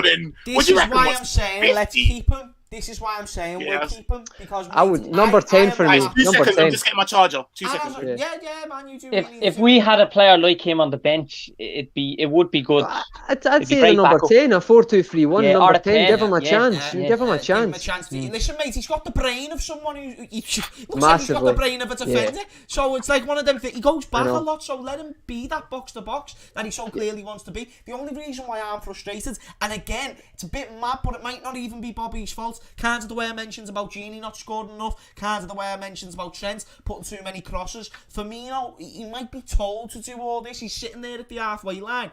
You don't see Jürgen out of nowhere just urging him like, great forward, point, mate. Forward. Like, you know what Jürgen's like. He'd be able to get the point across. So he might be getting told to do this. Therefore, he's not in the positions enough when it gets to in the box. It's like 18-19 football. It's 18-19 football, and it's like we need to evolve, as we said earlier. That's not working anymore because we get it, right? We're no like people just think, oh, he's done all. It's like, right, Firmino drops deep and they're Mane and Salah going behind, right? That's how you create space, right? But teams, that's lasted for a long time, guys. But eventually everything gets figured out because you're against people who are not idiots, like they're actually professional footballers and coaches who will study this. And when you're one of the biggest teams, you want the Champions League, the Premier League. Like people talk about Alex Ferguson, but he had to mix it up. So it's like, number 10 would be great for Firmino. We'd be a number 10, I think he'd be great. And there'd be no pressure from him to score. So he'd probably score more goals, to be honest. Because do you not think as well, though, that he has massively dropped off? Because there was times where, particularly last season, he probably got a pass last season because we won the league. That first elusive title came after 30 years. And he played a part in it. He wasn't as clinical, didn't get the goals, the assist, but his off the ball and his work rate was phenomenal. That's dropped off. Do you think he's pressing as well? Because I don't, and I might be wrong. No, that's what I mean. I don't think he's pressing as well at all. He's not the player he was because his work rate is a lot less. Looks so tired though. Scapegoated a hell of a lot. Yeah. I've not been scared. I just think he looks like he needs taken out. For me, I'd say we're not getting that, but I'd say Mane and Firmino should have been dropped after the week's performance. Yeah, I agree. What I mean by scapegoated is more so the fact Bobby, by the way. Bobby. People still say that he's pressing. People still say he's doing everything he was doing in 17-18. Besides getting the stats, he's not. it's a very less intense game, and it's not exactly the same. I think we can all agree on that with Bobby Firmino. It's like Still he's doing pressing bits, James, but it's not. He's not fully pressing you. It's like a passive It's press. legs He'll and go arms, there he's and pressing then the legs. button halfway down. Aye. It's not fully His doing legs it. on the mate. stats, it looks like it. But if you're watching the game, There's no he's not actually penetration in it. pressing them. Yeah. Bobby's been He's there not longer trying to than scare them. Bobby's been doing this type of football longer than Mane, longer than Salah. Do you know what I mean? Like his Good 8 legs points. are done, bro. Like, and Well, with- he looks like a player that's burnt out. The game time he's played, Burnt him, out, Genie, man. you'd even say Robbo, he does look like it, and I've said it a long time. But as time goes on, as you said, Conway, you alluded to it a while ago, he'll come up with an odd goal, a good performance, like he did during the night. I thought he played well at Sheffield. He got us the goal, although it was a deflection, but he done well to get into position, get the shot and goal. And we kind of we set back a bit. But he is burnt out. There's no doubt about it. He's the shadow of the player he was. And even looking at him, he needs a rest. He needs a holiday. I don't know where, to Bahamas, a few pina coladas, chill back. Pina colada. Pina colada, my It friend. needs to be taken out. Sometimes No, it's he not does. too difficult. It's like Yeah. you might not say it's complacency. I don't think he's arrogant at all. But see, like you can't have players who are performing so poor, and then the bench is still- watching that, and Yeah. they're starting every game. How can And that it's like, bench yeah, feel like yeah. I can take their place? It's just that's not on. I don't know how he doesn't see that now. That's the one thing that annoys me about him. He's got his favourites Klopp, right? And it's worked for so long, and I do understand that.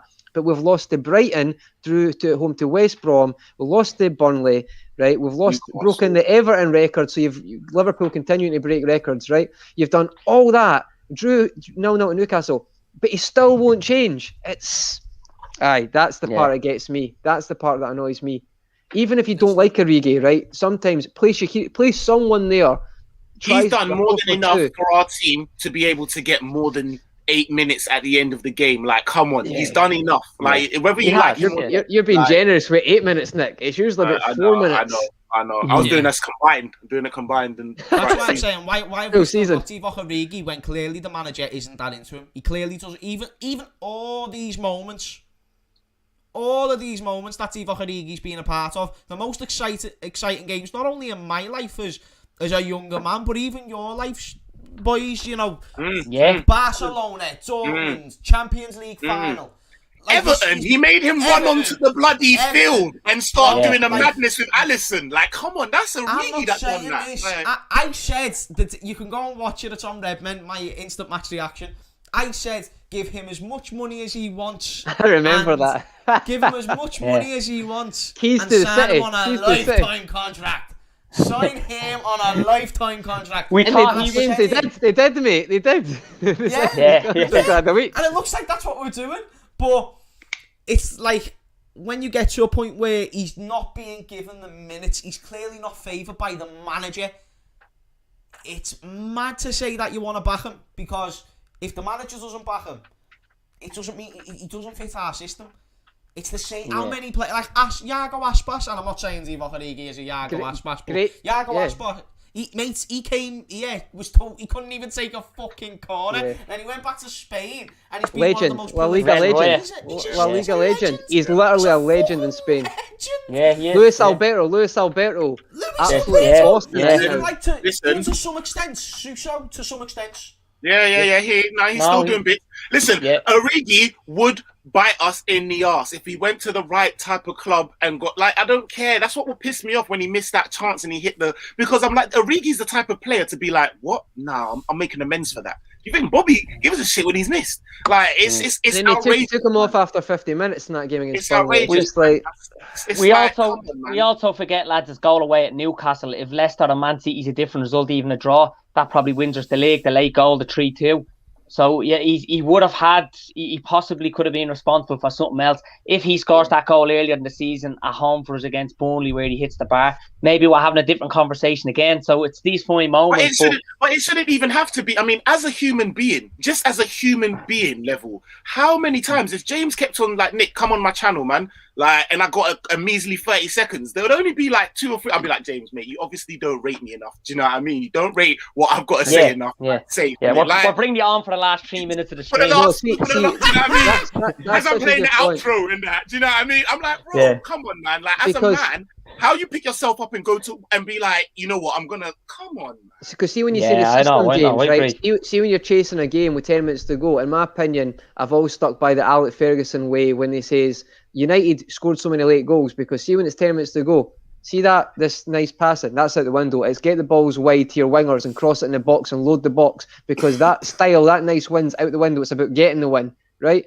But for some reason, Liverpool have got this complex now where it's like, oh no, it's a system. Right, see when it's 20 minutes to go, you put Origi on. You don't need to care about the system anymore because you're losing 1-0. It's about getting the balls. I'm not saying you just load the box, but what I'm saying is, right, that game plan's not work because you're losing the game. It's about rescuing the game, and that's what annoys me. I think put Origi on and then take a short corner. Exactly, the stuff like that makes no sense. That pisses me off. Them short corners. Totally. The amount of them. Put Origi on and then take a short corner. What the wrong? We've been crossing all match. We bring Origi on, we don't cross. That's it. It's mad the lack of excitement that I have when it comes to set pieces and whatnot. But boys, we'll get ready to wrap this up. Before we do, and boys, thank you for the time. I'm sorry if we've gone. I said this was gonna be an hour. Oh, great, mate. This has been a great show, dog. So thank you. It's been absolutely I banging, do man. appreciate it. Banging. Another super chat here from man like Ganganzi. Thank you very much, my mate. I am a Klopp in. Listen, I think I can speak for everyone on this stream without even asking. We are also Klopp in, as he has had enough credit in the bank to turn this around. But even if this regression continues, how long would you give him before your heads turn? I would see how the next season plans out. For me, I would. It's very hard. I'm in a position where it's like he'd have to be so naive from this point till beyond next season and continuously doing so. Also, it's mad because it's like if FSG come in and buy him loads of players and we're still doing That's what I was going to say. That's what I was going to say. It's a different situation, isn't it? Maybe he's just not changing things and maybe he's on the decline. Maybe. If you're asking me, I haven't been given that evidence, therefore I'm in the same boat as Gagan Deep. I'm not really in any sort of way anytime soon. Next season after, in any way, shape or form, wanting Jurgen Klopp to go. I at least want to see him out till his contract. I feel like that's the best way to answer it. Even if he has a shit season this year, how many years has he got left till 2024? 2024, yeah. 3 years left. 3 years. 3 years. I'm more than happy to let him fulfill that contract. I feel like he's earned that respect from me. If the boys want to disagree, that's fair, and I actually can't go against them because if this form continues for another season or two, you'd really have to ask questions. But I'm really interested to hear what you've got to say, boys. I think I'm just going to take a stab, right? Very quickly. I'm going to take a stab. I think I'm the oldest here, right? All very close. And I've never seen my team be the best team in the world. Never until this man walked into my team, and made us the best team in the world. Like, listen to what I'm saying. Like, do you know what I mean? Like, I've never had the privilege of being able to say that. Do you know what I'm saying? And that is no small feat. I was saying to James earlier on, he could have won the Premier League. We could have stumbled over it and won the Premier League, and I'd still have him in high esteem. And he didn't. He absolutely took the piss out of the game. Yeah, he does. He took the piss out of the game. Do you know what I mean? So like, he like I'm gonna echo James's. He has. But like I said, it is caveated because if we were all laughing, but if we get the summer that we were all laughing at, what are we supposed to do? Do you know what I mean? Like, what's he supposed to do? But yeah, no, I think he's see out his contracts at least, man. What I want, and James knows, is I want him to take a little hiatus. I want Pep Linders to come in for like maybe 6 to 12 months. He comes back and we get a fresh Klopp and boom. Maybe that's not the worst shout, mate. Maybe that's not the worst shout because I think people usually say that's the beginning of the end when they do that. But he's had a tough year. Like everyone's had a tough year in general with COVID. But personally, he's had a very, very tough year. For me, I echo both James and Nick's thoughts. Actually, I don't think I could agree more with him. See, the sense is, right, I don't think there's any situation, we can't tell the future, but I don't think there's any situation where with FSG, there'd be too many variables that it'd be hard for us to have a go at Klopp. Do you know what I mean? There's no situation where Klopp's going to get backed and backed loads that then it's going to be, what are you doing, mate? Your tactics are all wrong. There'll be a case of, we'll think there's not been enough bought, and then he'll be working with it. And then my question would be, if Klopp goes, who comes in I don't think there's anyone in the world. I know people look at the recent results, but we know the whole time he's been here. I don't think there's anyone in the world who could do a better job with what and the way FSG run things than Jurgen Klopp. Like, I genuinely believe that. I don't think anyone at his level would take it. No one would take it. No one take it. Ancelotti. Think about Ancelotti. I think Ancelotti's a world-class manager. No, but what I'm saying is a world-class manager. No, I'm agreeing. Like, when I'm saying no, I'm agreeing with you, by the way, Conrad. Yeah, like, no, he wouldn't have. This is what I'm trying to say. No, because even he, like, I can't think of any manager who would not come in expecting 200 million straight away or 100 million on that level. So I don't think there's any scenario where you're going to say Klopp out, because there's too many variables that will be like, the only situation that Liverpool fans would turn is if somehow FSG turned into a different organisation, bought all the players they wanted, and we absolutely failed. That's never going to happen. But that's not going to happen. So I agree with both. I just don't see it happening ever. I think if anything, he'll walk away. There's a bigger chance. If you were a betting person, you'd put that to happen more before he gets sacked, because FSG, Liverpool are massive internationally because of what they've done with the Nike deal as well. So it's a bit like Man United. They're still going to make money. So I couldn't agree more, guys. And I'd say he's probably going to walk. There's a better chance of him walking than us sacking him. Yeah, that's not what I think will happen. Sadly, I don't think he's probably going to see the end of his contract. But if you're asking me what I would want, I feel like Jurgen Klopp, like when you consider Jose Mourinho hasn't won a Premier League and a Champions League with a Premier League club, when you consider Pep Guardiola hasn't won a Premier League and a Champions League with a Premier League club, and Jurgen Klopp has done that with his resources, and he nearly won 2 Champions Leagues. Like, I know finals shouldn't get your extra brownie points, but Champions League finals are a bit different, mate. Especially in how quick succession. Especially in the succession. Guys, remember, Europa League as well, guys. Europa League, Champions League, and then Champions League. Like, mate, this is a manager that built Liverpool into greatness, and I have spoke to people way older than me say this is some of the best football, if not the best football they've ever saw. It's just one of them things what Jurgen Klopp has brought, and if that does not earn more time as the manager of Liverpool Football Club, then I'm sorry, that's not the club that I got brought up into. Called supporters at the end of the day, guys. So let's support. Do you know what I mean? Only one team can win the league. It's so reactionary nowadays. What would you be saying to Shankly? So what, he gets us up, it gets us to the top, has a few bad seasons, and what? He get him sacked. Catch you later. Is that the way we do it? Yeah. Is that the way it is for that? For the impatient generation, eh? Everything's got to be immediate. And you're right as well. You're right, Conroy. Everything's so reactionary. Like, my 2-year-old, if she's, do you know what I mean? If she's being bad and I shout at her, what? I don't want her to be my daughter anymore. Like, it's ridiculous. Like, do you know what I mean? It's an analogy, mate. That's amazing. No, but you criticize, do you know what I mean? You criticize someone, all of a sudden, oh, you mean get him out? No, I can literally just say, listen, this is what's going on, but, like, still love the guy. Do you know what I mean? Like, and to be honest with you, lads, the players owe Jurgen Klopp so much. They've let him down big time. In the last, particularly since Christmas, the home draw against West Brom to now, they've let him down big time, hugely. And I've been disappointed. Okay, he's got substitutions wrong, maybe team selections, but there's no excuse in some of those to have, first of all, to blame our injuries, and second of all, to blame team selection, because there's enough players out there, enough for them fit, sharp, enough experience, enough to get over the line, and they didn't do it. And to go through the games that they went through to not score, there's only so much criticism. Even compete, Darren, compete in the game, like challenge the game, compete, exactly. It was like Conroy last night was a perfect example of that. We just didn't do that, and it wasn't that Chelsea were brilliant. We made them. They'd no fear in the game. There wasn't the part of that game where Chelsea thought we're on the ropes here, and that's so unlike Liverpool. So the players do owe Jurgen something, and they need to get the finger out and roll the sleeves up ASAP. But back to Jurgen, lads, like, this has been a Liverpool fan all my life. This has been the best. We've been the hottest ticket in town. It's been a roller coaster. Unbelievable football. That heavy metal football. He says the right things, does the right things. Got the right things, got us like 3 finals underestimated, to go to a Champions League final to lose, then on to win a Champions League, then to only bring in young Harvey Elliott, Sepp van der Berg, then to go on and blitz a Premier League, smash record after record. It's unbelievable. It's a season that's very unprecedented, and it's a season unlike any other.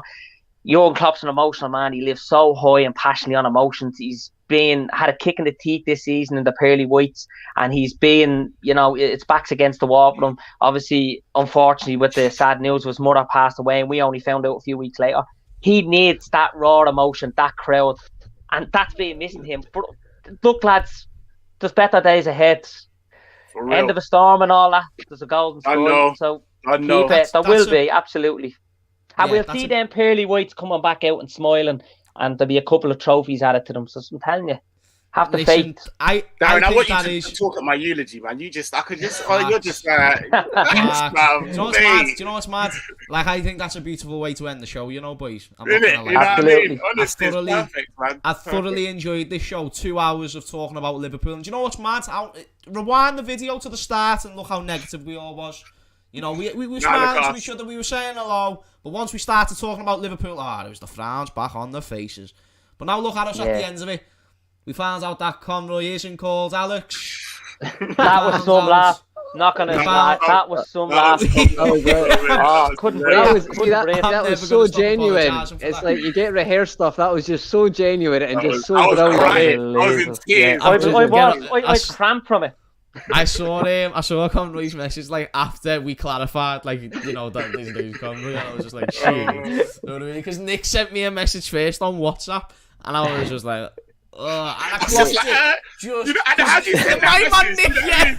My man Nick went, Nick just went, Conroy, like, because I went, Alex, so this, and then he went, Conroy, just dead quick, he got it in there and then jumped out. It's like a tag team, just like, Conroy, just letting me know. This is my favourite. This is one of my favourite shows. Genuinely, that is the best laugh I've had. It's been the best. We'll need to. Well, listen, the next show is Monday at around a similar time. So if you are free, you are more than welcome. If not, we've got another show next Friday, boys. So you are more than welcome. Yeah. Shout out to everyone. My show on Monday, so don't worry. I'll get them here. Don't worry. Yeah.